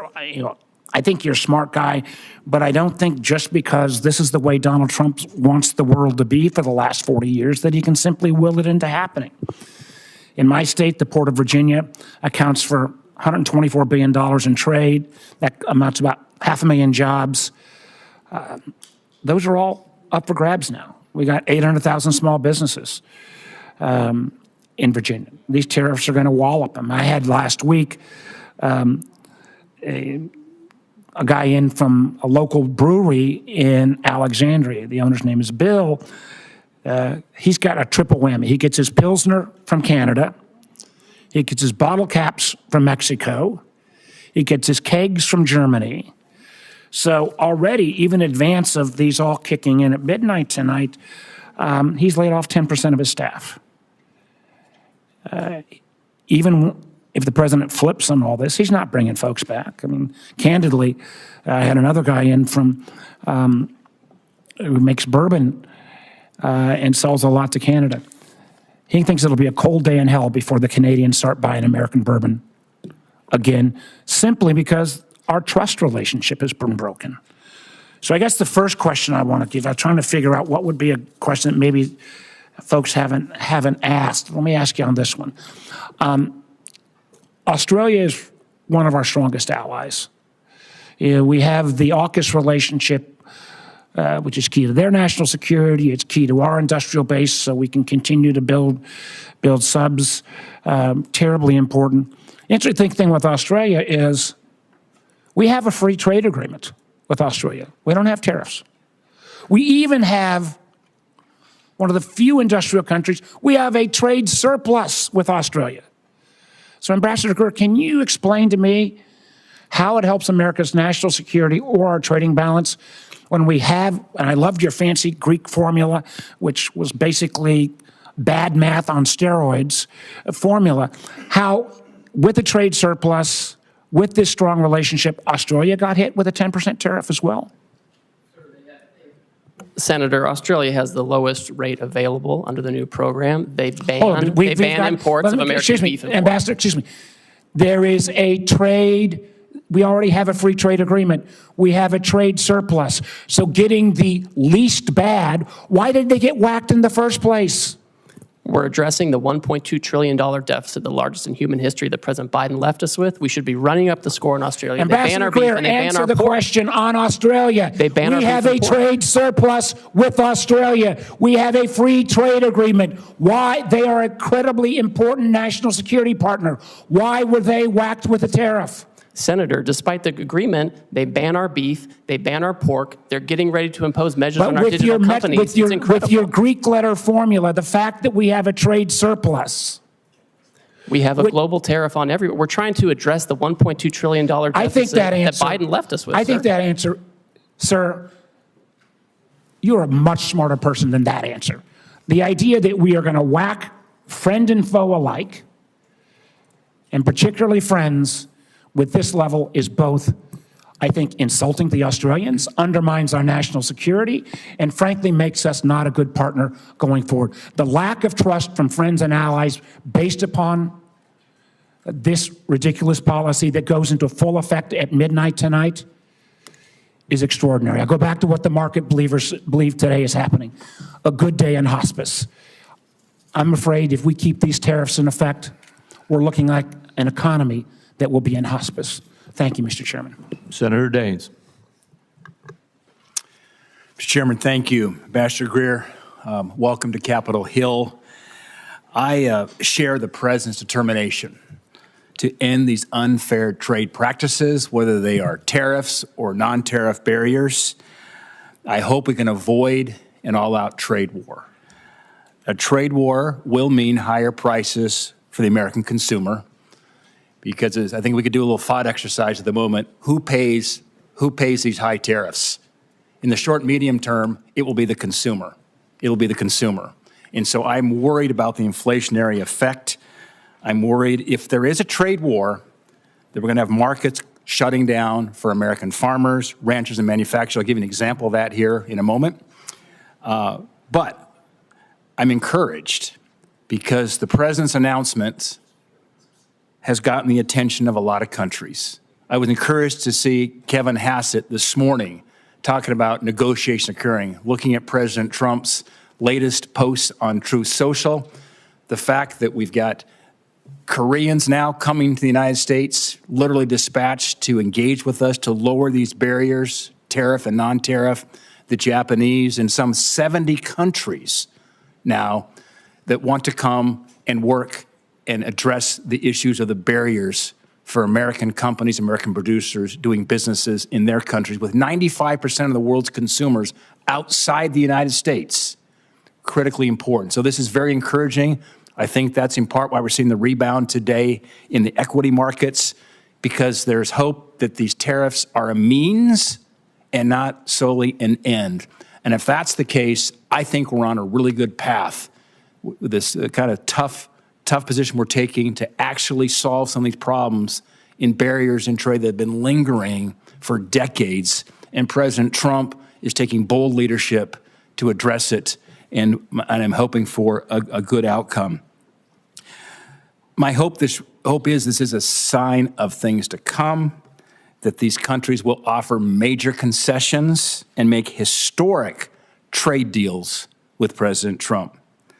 Ambassador Greer, I encourage the administration, encourage you to use this opportunity to secure better terms with our partners, with our allies, to protect and grow American jobs, to grow access for our American farmers, our ranchers, our manufacturers, and American families. 3 weeks ago, I was in Hanoi and met with General Party Secretary Do Lam, the highest ranking official in Vietnam. And then I went to Beijing and met with high ranking Chinese officials, including the Premier Li Qiang. I carried President Trump's America First message directly to these leaders. I spoke with Premier Li Qiang and demanded that China stop the flow of the fentanyl precursors into Mexico, the United States, and Canada. I raised concerns about developments related to the expiration of registrations for beef processing plants here in the United States and some non-science-based barriers which has impacted Montana and U.S. beef exports. I want to remind you that in 2017, I went to China. I carried some steaks from a Montana rancher, Fred Wacker of Miles City, Montana. We met with the premier. In fact, I had one of your predecessors, Rob Portman, then the senator from Ohio and a former USTR with me. I had Senator Barrasso with me, Senator Kennedy with me. And as a result of that meeting, 30 days later, they lifted a 14-year ban on U.S. beef imports into China. Let me talk about what that has meant so far. This is the largest beef export market in the world, is now China. For U.S. producers of beef, in 2021, we shipped $1.6 billion of beef. Keep in mind, the 2017 number was $31 million. It was $2.1 billion in 22, $1.6 billion in 23, $1.6 billion in 24. But here's the concern. That's been shut off now in the last 3 weeks. March exports of beef to China, U.S. beef, declined 92%. So the valve is shut right now for U.S. beef producers. My question is, what can we do to hold China's commitment to U.S. beef and other ag imports, which are so critical right now for U.S. producers? Thank you, Senator, and you've always been a leader on this, and I appreciate that. China, of course, needs to take down their barriers. It's been a persistent challenge with them, and they like to use economic coercion, and they have their own method of doing things. But my hope would be is that they turn back on this course of action. I think President Trump is focused on making sure we have the right program in place, that we're dealing with partners who are going to be respectful and achieve reciprocity with us. And I think a lot of this is going to be up to the Chinese on how forward-leaning they want to be on having fair trade with us. I'm very sensitive to this issue in particular, and I want to make sure we open up beef markets other places too, so we don't have to be dependent on just one market. Yeah. Well, Ambassador Greer, I'm encouraged by the negotiations that are going on as we speak with Japan, with Korea, with some 70 countries who want to now reduce their tariff and non-tariff barriers. This could be absolutely a monumental moment in trade for the United States, and Godspeed. Thank my colleague. Next is Senator Young. Good to have you here, Ambassador Greer. And let me just begin by commending you. You've been very accessible as we've tried to get some clarity on exactly trade policy and where we're headed and how we expect counterparties to move and all the rest. You returned my phone call immediately, and your team's been in touch with mine. And so just that speaks very well of you and the Trump administration, because this is creating some anxiety. This current tariff posture among some of my constituents. On balance, I would say most of my constituents are supportive, and they recognize that some turbulence might be required in order to end up in a better spot and reset trade relations. I think one of the things I'm hearing from constituents back home is that trade retaliation doesn't fall on everyone evenly. It has a different impact on a New York tech firm than it might have on a Hoosier soybean farmer. And I hope that's something that's being factored into your analysis as you think about how foreign countermeasures could impact the American economy generally, and then in terms of particular sectors and parts of the country. So unpacking those trade-offs for the American people, I think is going to be very important moving forward. In Indiana, rural communities and export-driven manufacturers oftentimes feel the consequences, and they feel the consequences first. So, Ambassador Greer, is USTR actively mapping out which sectors and regions are going to bear the brunt of certain retaliatory measures and thinking about contingency plans? So, Senator, thank you for your concern. And I know this is something that we all watch. I watch it very closely. The president watches it. Whenever there's any kind of announcement of proposed retaliation, we look at it very closely. We look at the tariff lines. We look at what might get hit. The good news so far is that most countries have said they're not going to retaliate on this and that they would like to seek to talk to us first, find out more about the program, what they can do to meet our goals, which, as you know, we're dealing with an emergency in terms of manufacturing and our trade deficit. And so that is what most countries have chosen to do. My sense is that if there are some countries that choose to retaliate regardless of our need to address this emergency, our hope and expectation is that countries will do what they've said, which is bring down their tariffs and non-tariff barriers to provide better markets and alternative locations. Well, as I communicate some of the impacts in my state to your office, and as I know you and your team review this, I hope you will you'll keep those considerations in mind as you develop your negotiating priorities. Yes, we certainly will, and look forward to continued collaboration with you.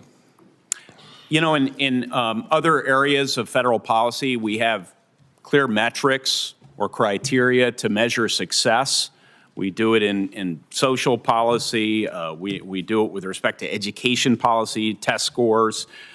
We do it in defense policy. We try and measure readiness through various metrics. But in trade policy, especially tariffs, we seem to lack a clear set of metrics and a feedback loop.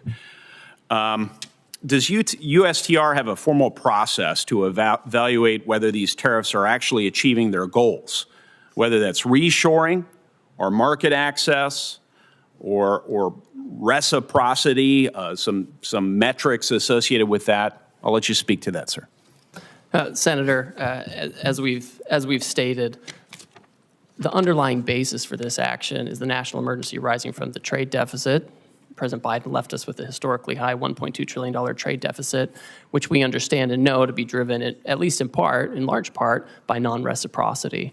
And so when we're looking at whether that emergency is abating or being affected, is we're looking at outcomes. Certainly, if other countries are bringing down their tariffs and their non-tariff barriers, that's a good indicator. That's the right direction. we also want to make sure that the trade deficit is going in the right direction. And that means two things. It means we have better access and we can export more to these other markets, but it also means that they're not using us as a dumping ground for their overproduction or their subsidized products. And so it goes both ways. And so it's a country-by-country analysis. We're looking at it case by case. They come in and talk to us on a country-specific basis where we can articulate to them what their trade barriers are, right? I've got this big book with all the trade barriers, what their non-reciprocal tariff rates are, and what we expect in terms of fair trade. Well, thank you. I'm already over time. It's amazing how quickly we go through this, which is why I really appreciate that direct line to you and your team. I should also mention that we heard from Secretary Bessent to you on critical minerals policy, on digital trade policy, and many other areas that I know are your priorities as well, and President Trump's priorities. And thank you for your ongoing efforts to bring more clarity to the markets and to our businesses and farmers so that we know exactly what lies ahead.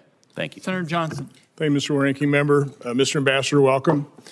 So you're hearing a fair amount of agreement from the Finance Committee here. First of all, I think there's agreement that we recognize that America's been very generous in opening up our markets. Our trading partners have taken advantage of us. We don't have fair trade. But I think you're also hearing that our constituents rely on trade, and they're going to be harmed by it. So I handed you 10 case studies, and by the way, for the 10 that were willing to go public, probably got another 50 that were concerned if they went public that they may not get the exclusions. Now, I'm somewhat disappointed to hear that exclusions of some of these things are being ruled out at this point in time. They're very specific situations that I think you ought to consider exclusions for, because I don't often agree with the members on the other side of the aisle, but in many cases here today, particularly when they're expressing concern about small businesses in their states, I'm hoping you're and I hope you and the President are very sensitive about companies potentially going bankrupt by these actions. Again, we want fair trade, but I hope you recognize, tariffs are double-edged sword. I would argue a somewhat blunt instrument. A question I have for you, there's no doubt that we have offshored some very crucial products, pharmaceuticals, high-end semiconductors, rare earth minerals. Do you have a list of what those products are that we must, in some way, shape, or form, reshore?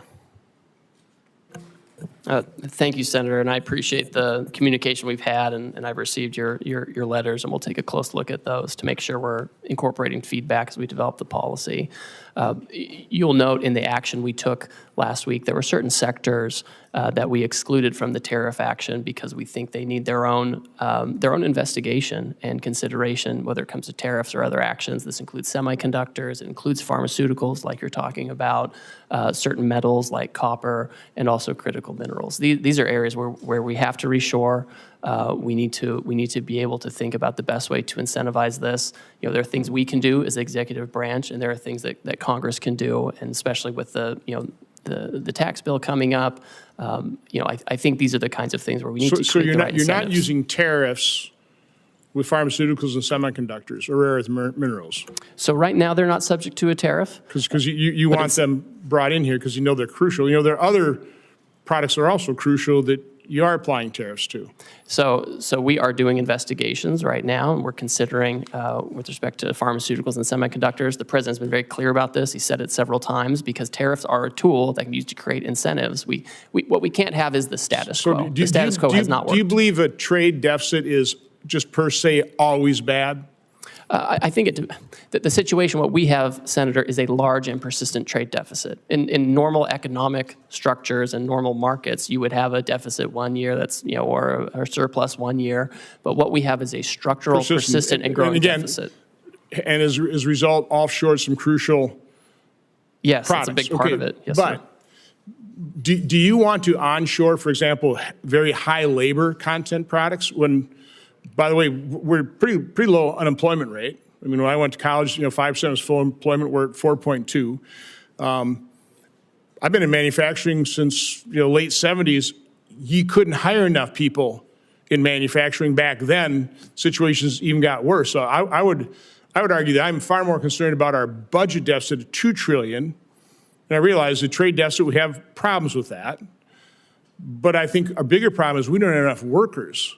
So are you factoring that into your calculation in terms of what you're actually trying to accomplish here? I mean, all for bringing back these crucial products so that we don't have national security issues with the things that we can't manufacture. But again, I don't want to bring back high labor content. Now I want to diversify our supply chain. It's bad to have that all in China, as we saw certainly with PPE, but a diversified supply chain around the world, because I think trade is a win-win situation. It should be.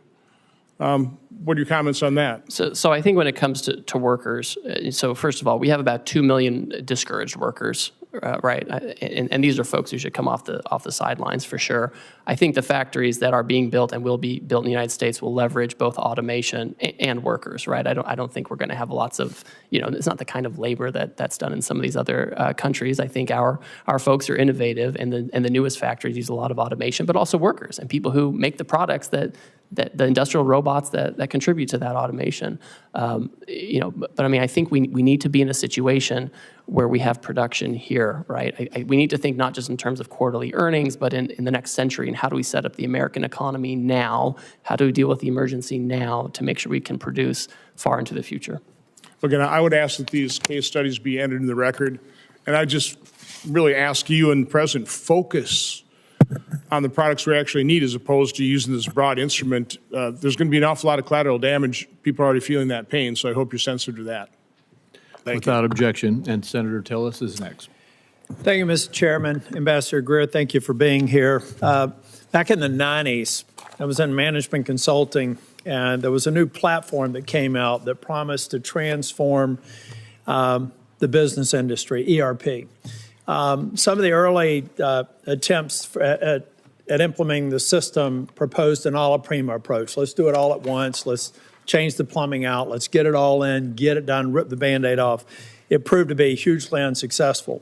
There were a lot of very visible projects, and the industry decided there needed to be a methodical sort of prioritization of what parts of the business needed to perform better sooner, and how do you layer onto that a comprehensive strategy. It looks like we've got a novel approach here in terms of an a la prima approach. I'm not a trade expert, and I'm not going to question it at this point. I do have a question about, at the end of the day, the other thing in management consulting we like to focus on is this concept of one throat to choke. In other words, when you're finally taking a look at a strategy, someone has to own it, and you can't say that it's the president or the vice president. So my first question to you, in this scenario, the decision maker who decided the a la prima approach, who has obviously had to have spent time anticipating what we saw in the markets and some of the pushback, I'm assuming this all got gamed out because it's a novel approach, it needed to be thought out. Whose throat do I get to choke if this proves to be wrong?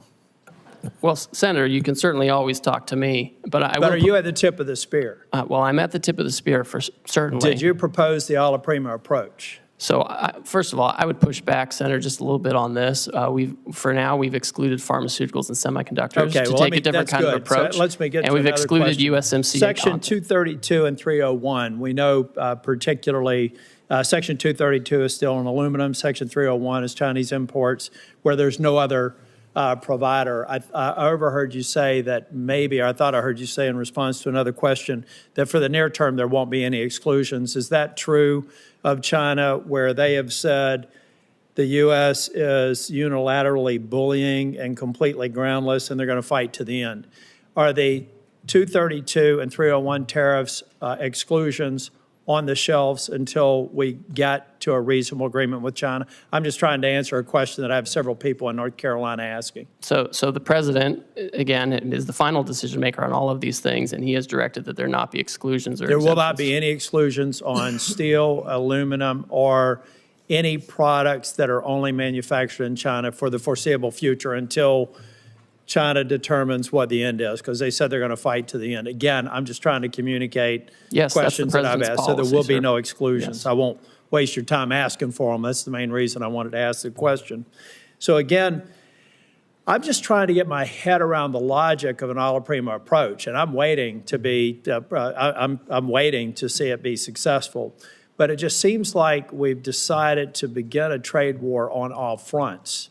And that's okay if the person who thought this through has an answer for why you go after partners that we have a very long storied relationship with. Maybe we give some developing countries a break because we're trying to actually get their economies functioning, make them look to the West versus to Chinese investment. So it just seems like I'm getting my head around the alla prima approach. I'm not condemning it because I'm not a trade expert, but I still, at some point, and I understand that you are the trade rep. So if you own this decision, then I'll look to you to figure out if we're going to be successful. If you don't own the decision, I'm just trying to figure out whose throat I get to choke if it's wrong, and who I put up on a platform and thank them for the novel approach that was successful if they're right. But here's what I'm really worried. I'm not going to ask any more questions. I'm just going to tell you, every time we talk about people having patience, we need to understand that the Founding Fathers made damn sure that that patience was never more than about 14 months, really. Everything that we need to do to know what the political environment is going to be about next year, it's going to be done by February of next year. So in your mind, do you believe that over the course of the next 14 months, we're going to have a level of certainty, and the people in the trailer park that I grew up in who are going to bear the brunt of some of these short-term cost increases, maybe some job displacement for a period of time, how are they going to be feeling Groundhog Day 2027 or 2026? Do we feel like the majority of this will be resolved and I'll be able to thank whoever thought that the alla prima approach was a good idea? Because that's about the timeline we've got to work with. Well, Senator, these people who voted for the president is the same situation I grew up in. You know that. I agree. But let me just finish here because I don't want to get in the way of my colleagues. Yes. I'll be 65 in August. Every day, 11,400 people celebrate their 65th birthday. That's 4 million a year. So there, let's say from 60 to 65, people are looking at their 401k statements. They did vote for President Trump. They voted for me. I hope that they will again in both cases. Well, maybe not the president, but I intend to run for re-election.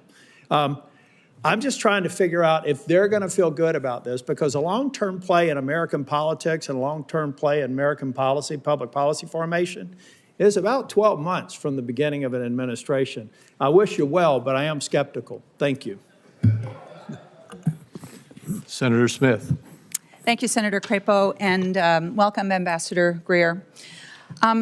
So it seems to me that President Trump has started a big trade war, and the war is with everyone on multiple fronts, with allies as well as adversaries. I think this is a little bit of what Senator Tillis was getting at. It feels really indiscriminate and chaotic, and apparently we're still just in the early days of this. And I just need to tell you that Minnesotans are freaked out.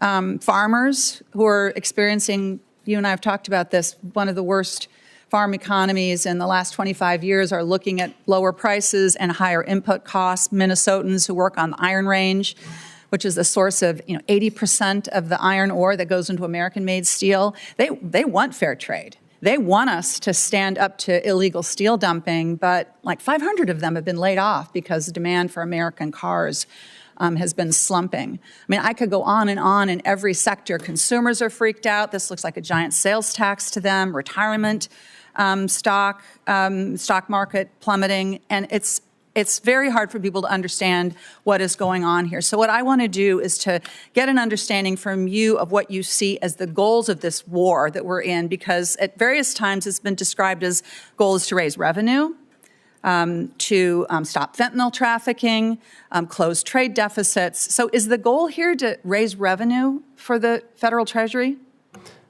Senator, this is not a trade war. We have, most countries have said they're not going to retaliate. We have an underlying emergency. The goal of this, of the trade deficit, where President Biden left us with a $1.2 trillion trade deficit, and the goal is to address that, and the offshoring that led to that, and the non-reciprocal treatment that led to that. That's the goal. Certainly there's a tariff revenue effect. If the countries do not do this, then they will be subject to the tariff, and we'll have a tariff on foreign goods instead of American-made goods. So, okay, so if the goal is to close trade deficits, then that would mean that the tariffs are a negotiating tool here. Is that right? Is that how you see it? So the Or are you tariff. trying to use them to?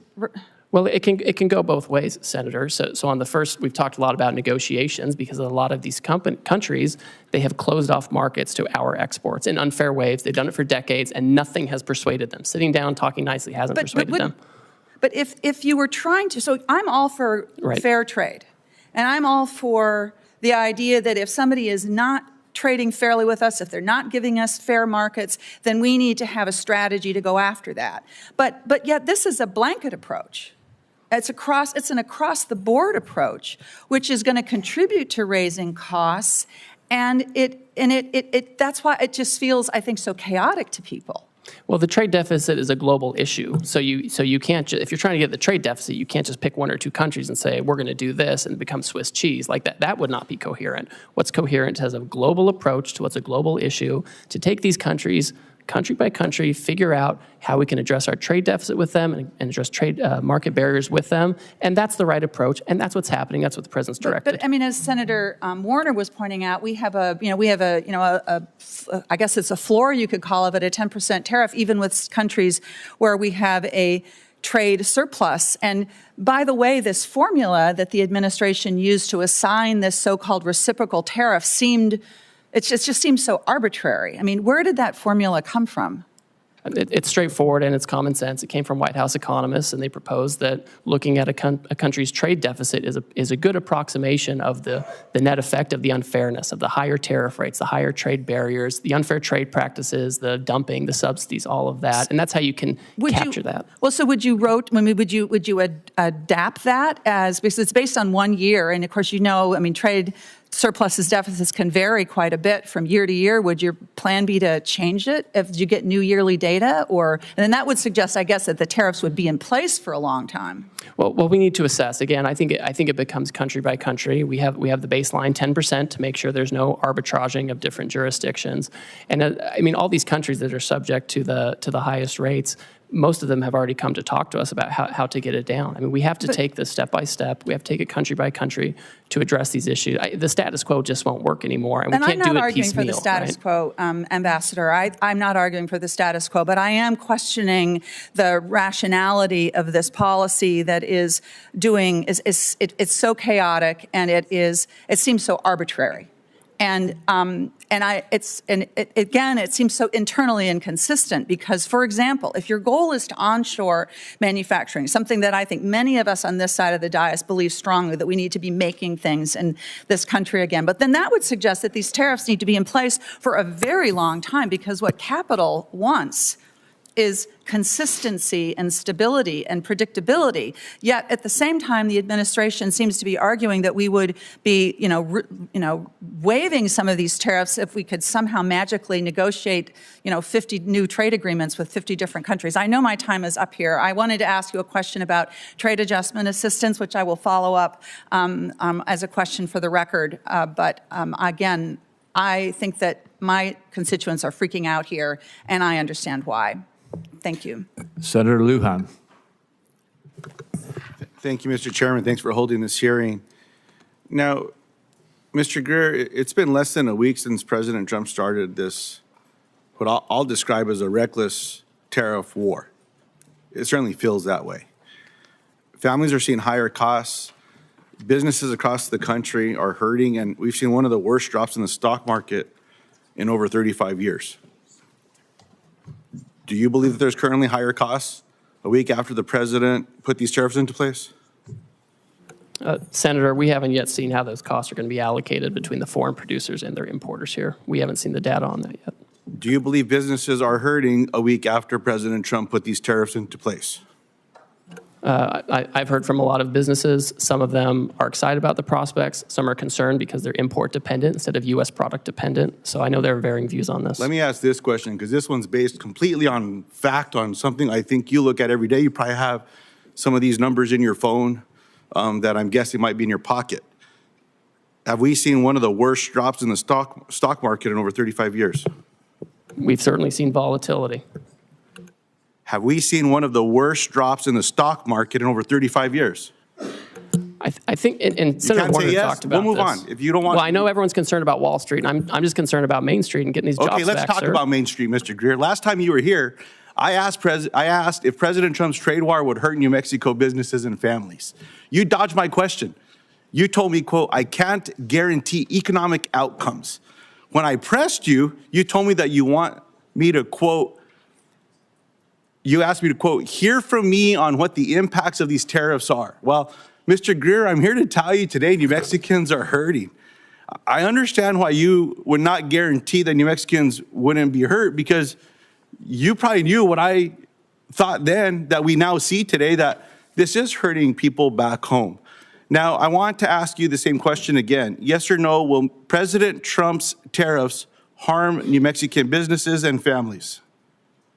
Senator, I just don't think they will. Right now, you have duty-free trade with Canada and Mexico, where they comply with the rules, where they have U.S., Mexican, and American content. I mean, this is designed, and I would hope that being a border state, this is something that you find valuable, and that's what we're trying to do. We're trying to incentivize production in the United States. We want North America to be competitive, and this is. We can't have the status quo. We have to have a situation where we have manufacturing here, where we have foreign market access for our producers, and we want New Mexico families and companies and communities to prosper. Mr. Greer, do you agree with President Trump that families are going to have to feel a little pain? I'm not going to speak for the president. I didn't ask for you to speak for him. I know none of you have the courage to stand up to him. What I'm asking you, Mr. Greer, is do you agree with what the president said about these tariffs, in that people are going to have to feel a little pain? That's my question. If we have companies that feel pain because they're adjusting their supply chains, have more American product made by American workers, that's an adjustment we have to make to prepare for the future. We can't keep doing the same thing we always did. And if companies are having trouble adjusting their supply chains, which I'm very sensitive to, this is something that we have to deal with. We can't do nothing for 4 years like we saw under Biden, where there was just nothing going on trade. Let me We ask have the to question act. a little differently. Yes or no? Do you agree with President Trump when he said families are going to have to feel a little pain? Of course, I agree with the president. Thank you very but much. I expect that the Look, jobs we see for manufacturing is going to far I'm short outweigh on time, anything. sir. So Yes, look, sir. economists are predicting that Trump's trade war is going to cost American families about $4,000 per year. I disagree with your assessment now, and agreeing with Donald Trump that families should feel pain. When I asked you about the economic impact to families back home, you said, no, they're going to do great. Things are going to be wonderful. New Mexico should be appreciative of all these things. I guess pain is the kind of relief that you believe that families should be going through. I mean, it is what it is. As I've been saying to my colleagues here, I understand the outcome of this last election. Donald Trump is now the president of the United States. He won the election.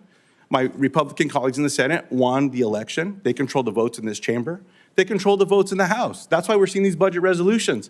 All I'm saying is own up to what you want to do. You want to do it. Just be honest with the American people about what's going on. I appreciate the time today, Mr. Chairman. I yield back.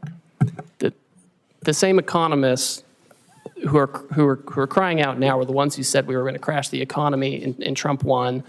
We put tariffs on China, and real median household income went up for Americans by $7,000. Inflation went down, unemployment went down. So we have history showing that we know how to use this. We know how to Mr. use Chairman, these tools. since Mr. Greer went on, I will just follow up again. Then help explain the pain that people are feeling today with your assessment of what Donald Trump said, that families should feel some pain.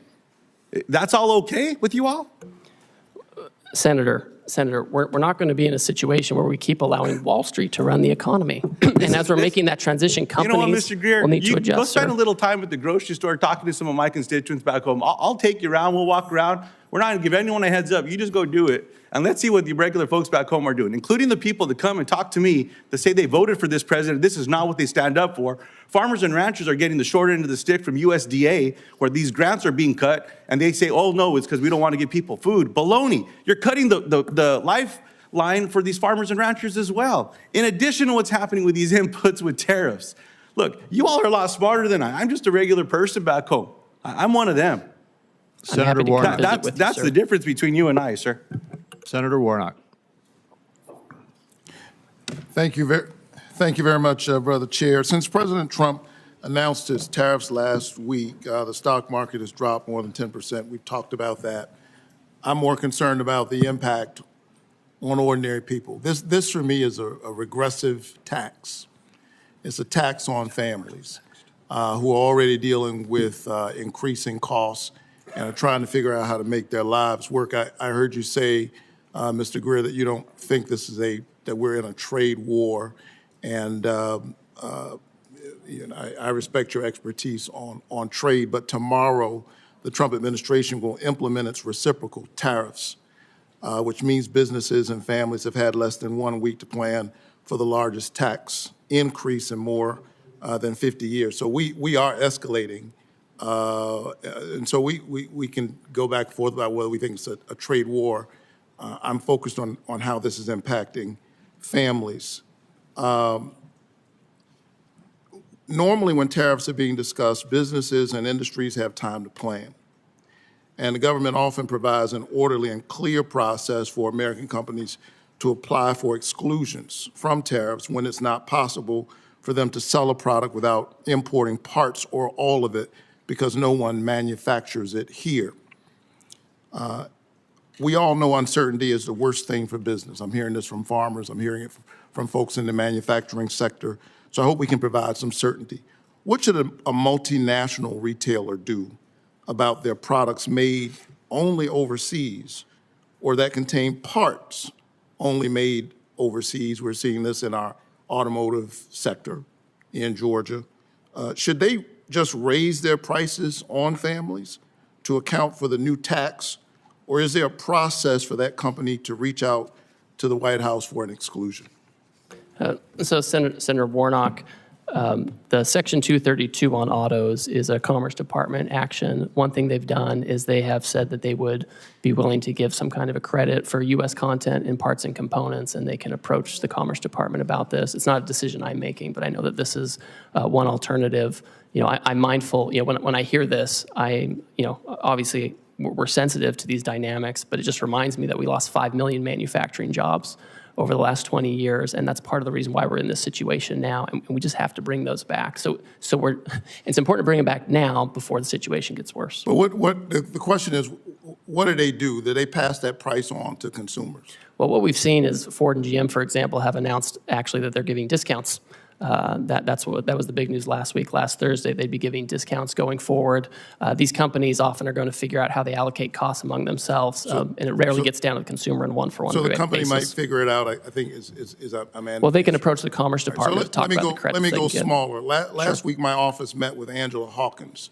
She's the founder of Bamboo, a small business in Atlanta that sells bamboo-based sleepwear and sheets, particularly for people with severe and sensitive skin allergies like her husband. Angela's products are made overseas because you can't really find bamboo fabric made in the United States. What should Angela do? Pay the new tax, raise her prices, and risk losing customers? Or is there a process for her to apply for an exclusion from the Trump White House? So, Senator, the president has said that in connection with this action, he's not going to have exclusions or exemptions beyond what's in the program already for certain products. So she'll just have to figure it out. She'll have to work with her business partners and find about sourcing, and she'll have to either raise prices and risk customers. Basically, is the answer, right? Because she can't get bamboo here. It will depend on the tariff rate. Every country has a different rate, and some are much lower than others, and so they're she might even go out of business. Let's go even smaller. Early estimates show that President Trump's tariffs will increase the cost of goods by $3,800 for an average American household. Many critical baby goods like cribs and baby gates are produced abroad or made or have foreign-made components. I went through this not long ago as a parent of young children. For an expecting family in Augusta, Georgia, who may now see a 50% price increase for that stroller or car seat, what is the process for that family to apply for a White House exclusion? I guess if the business owner can't get one, they can't get one either, correct? So there's not an exclusion process. That's right. So they would just bear the cost. Well, I think the studies you're talking about, the economists, they got it wrong in Trump 1. They said there's going to be inflation because of tariffs, and it went down. So when I hear them now saying the same thing, I just don't trust what they're saying. And that's, the fact of history shows that it's not a one-to-one. The highest inflation we ever saw was under Biden for housing and education and healthcare and all of these things. And it was, and I don't know where everybody was then when that was skyrocketing by 20%. What if their child is potassium deficient and now bananas are more expensive? Last I checked, we don't have the climate to grow bananas in the United States. Who should that family reach out to the White House for an exclusion for that price hike on those bananas? Well, again, as we've discussed, there's not an exclusion process. I think we've waited too long with the status quo. I know people want the status quo. They want the trading system that Wall Street likes, but we can't have it anymore. So here you and I agree. Nobody wants the status quo. This economy is not working for working families, for ordinary people. And I would submit that what the president did last week in such a reckless and sudden way is adding even more pressure on these families. Thank you so much. Senator Warren. Thank you, Mr. Chairman. Donald Trump is single-handedly driving this economy off a cliff. With no evidence to back him up, he's claimed emergency authorities to slap new tariffs on nearly every product we import from nearly every country.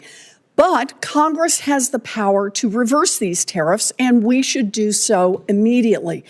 Tariffs can be a tool to help build things in America, but Trump has slapped tariffs on, then off again with no rhyme or reason, and the uncertainty about the long-term rules makes companies far less likely to invest in manufacturing or jobs here in the United States.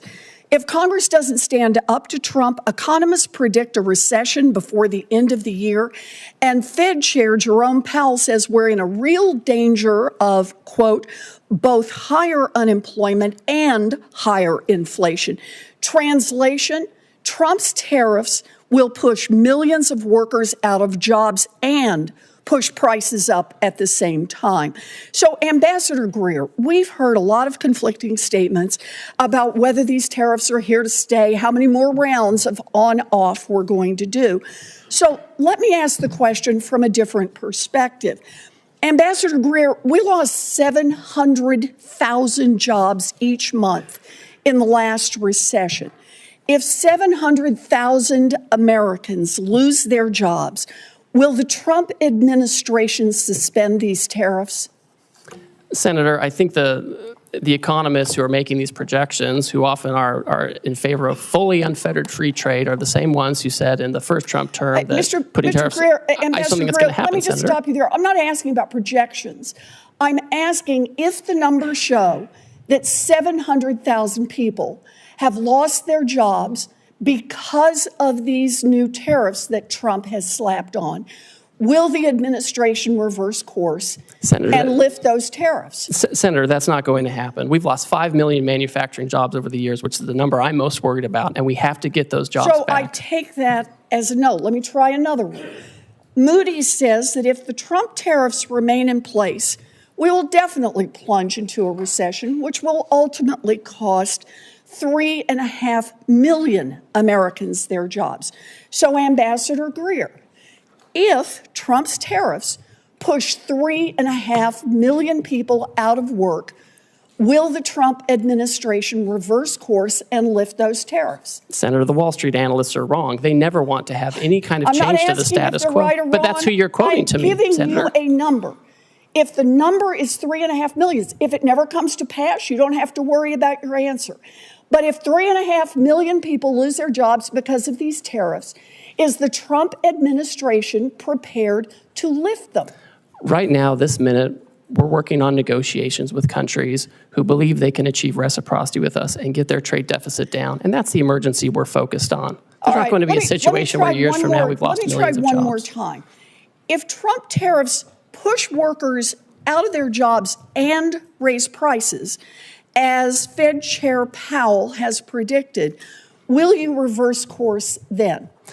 I think also with respect to Chairman Powell, who I don't know personally, but I know the president makes decisions on trade, and he rarely takes advice from Chairman Powell on this. We found in Trump 1 that you could put tariffs on China and you could make it work and have lower income, lower unemployment, lower inflation, and increase real median household income over time as we reshore. And that's what we have to do, Senator. What I'm hearing you say is that no one can hear a rhyme or reason to why the tariffs are off again, on again, off again, on again.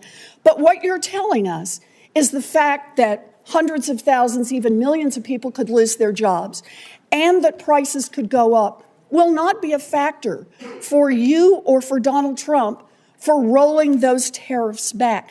Look, if Republicans are serious about protecting American jobs and fighting inflation, then they can join Democrats right now to pass a resolution to fix Trump's reckless tariffs.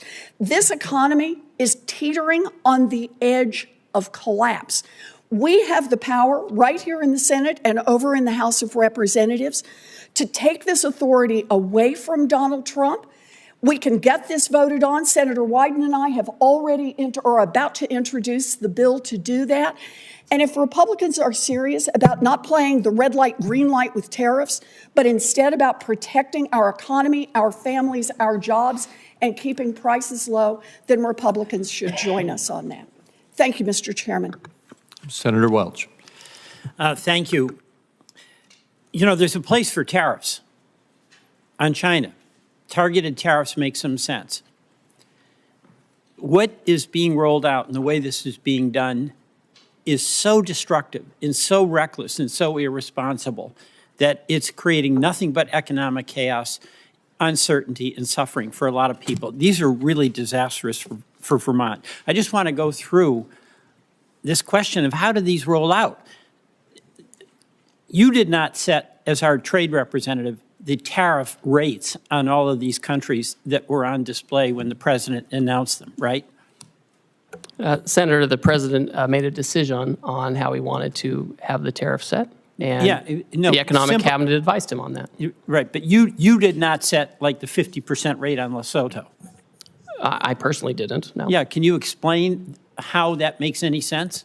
So the way that the methodology works is the emergency we're talking about is premised on the trade deficit, which we think is well, I'm trying to explain the methodology, Senator, if you want to hear it.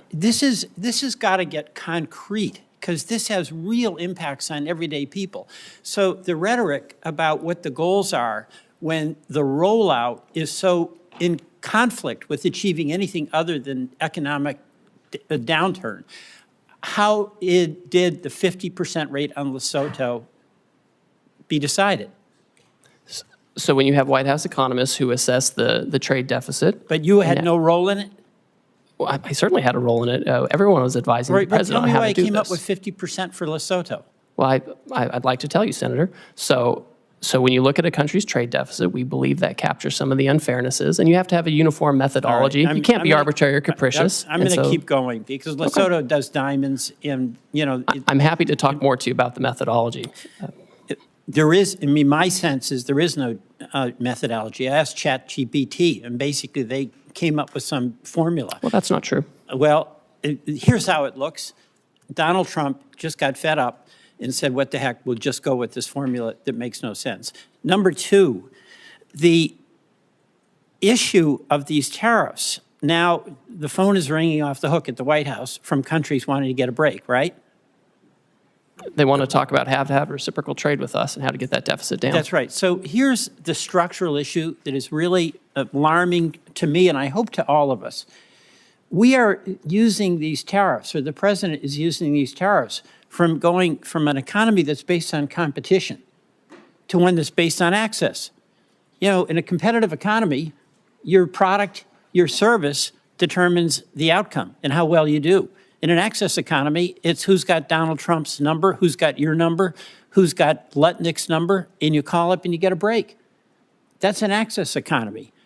Is this going to be the arbitrary authority of the president to decide, yes, we'll cut the Vietnam tariff, and no, we'll sustain the tariff on Lesotho? The way this works, Senator, is we have longstanding relationships with trade officials in these foreign countries, and they work with our staff, our career staff, and they develop, if someone comes to us with an offer, we review it, we analyze it, and we present it to the president. They're calling the president. I mean, you've got Donald Trump as president basically picking and choosing winners and losers, and who knows on what basis. That's not a trade regime that anybody can count on. That's something they can game if they know you, they know Lutnick, they know Donald Trump. That I think was what Senator Warnock was asking about. We've got farmers on the border with Canada. They get their grain. It's going to be 25% hit. We've got consumers whose electricity bills are going up because of retaliation from Canada. Can they make a call to you, to Howard Lutnick, to the president, and ask for relief? Well, we certainly talk to all kinds of constituents. We talk to labor unions, we talk to civil society, we talk to business. I would say with Canada and Mexico, they receive duty-free treatment for things that follow the rules of USMCA. If they bring in Chinese content and send it down, they won't get a break. Let me tell you the frustration I have. There is a place for targeted tariffs to help us and also to push back on unfair trade practices. I support that. That's not what this is. This is utter chaos, arbitrary and willful on the part of the president that is setting up a dynamic where he picks winners and losers rather than companies compete to do the best they can and have the benefit of good work and a good product. Mr. Chairman, I yield back. Thank you. Senator Barrasso. Thank you, Mr. Chairman. Appreciate you being here to answer questions. I'm concerned for Wyoming and for workers across the country. I'm worried that foreign competitors continue to use unfair trade practices against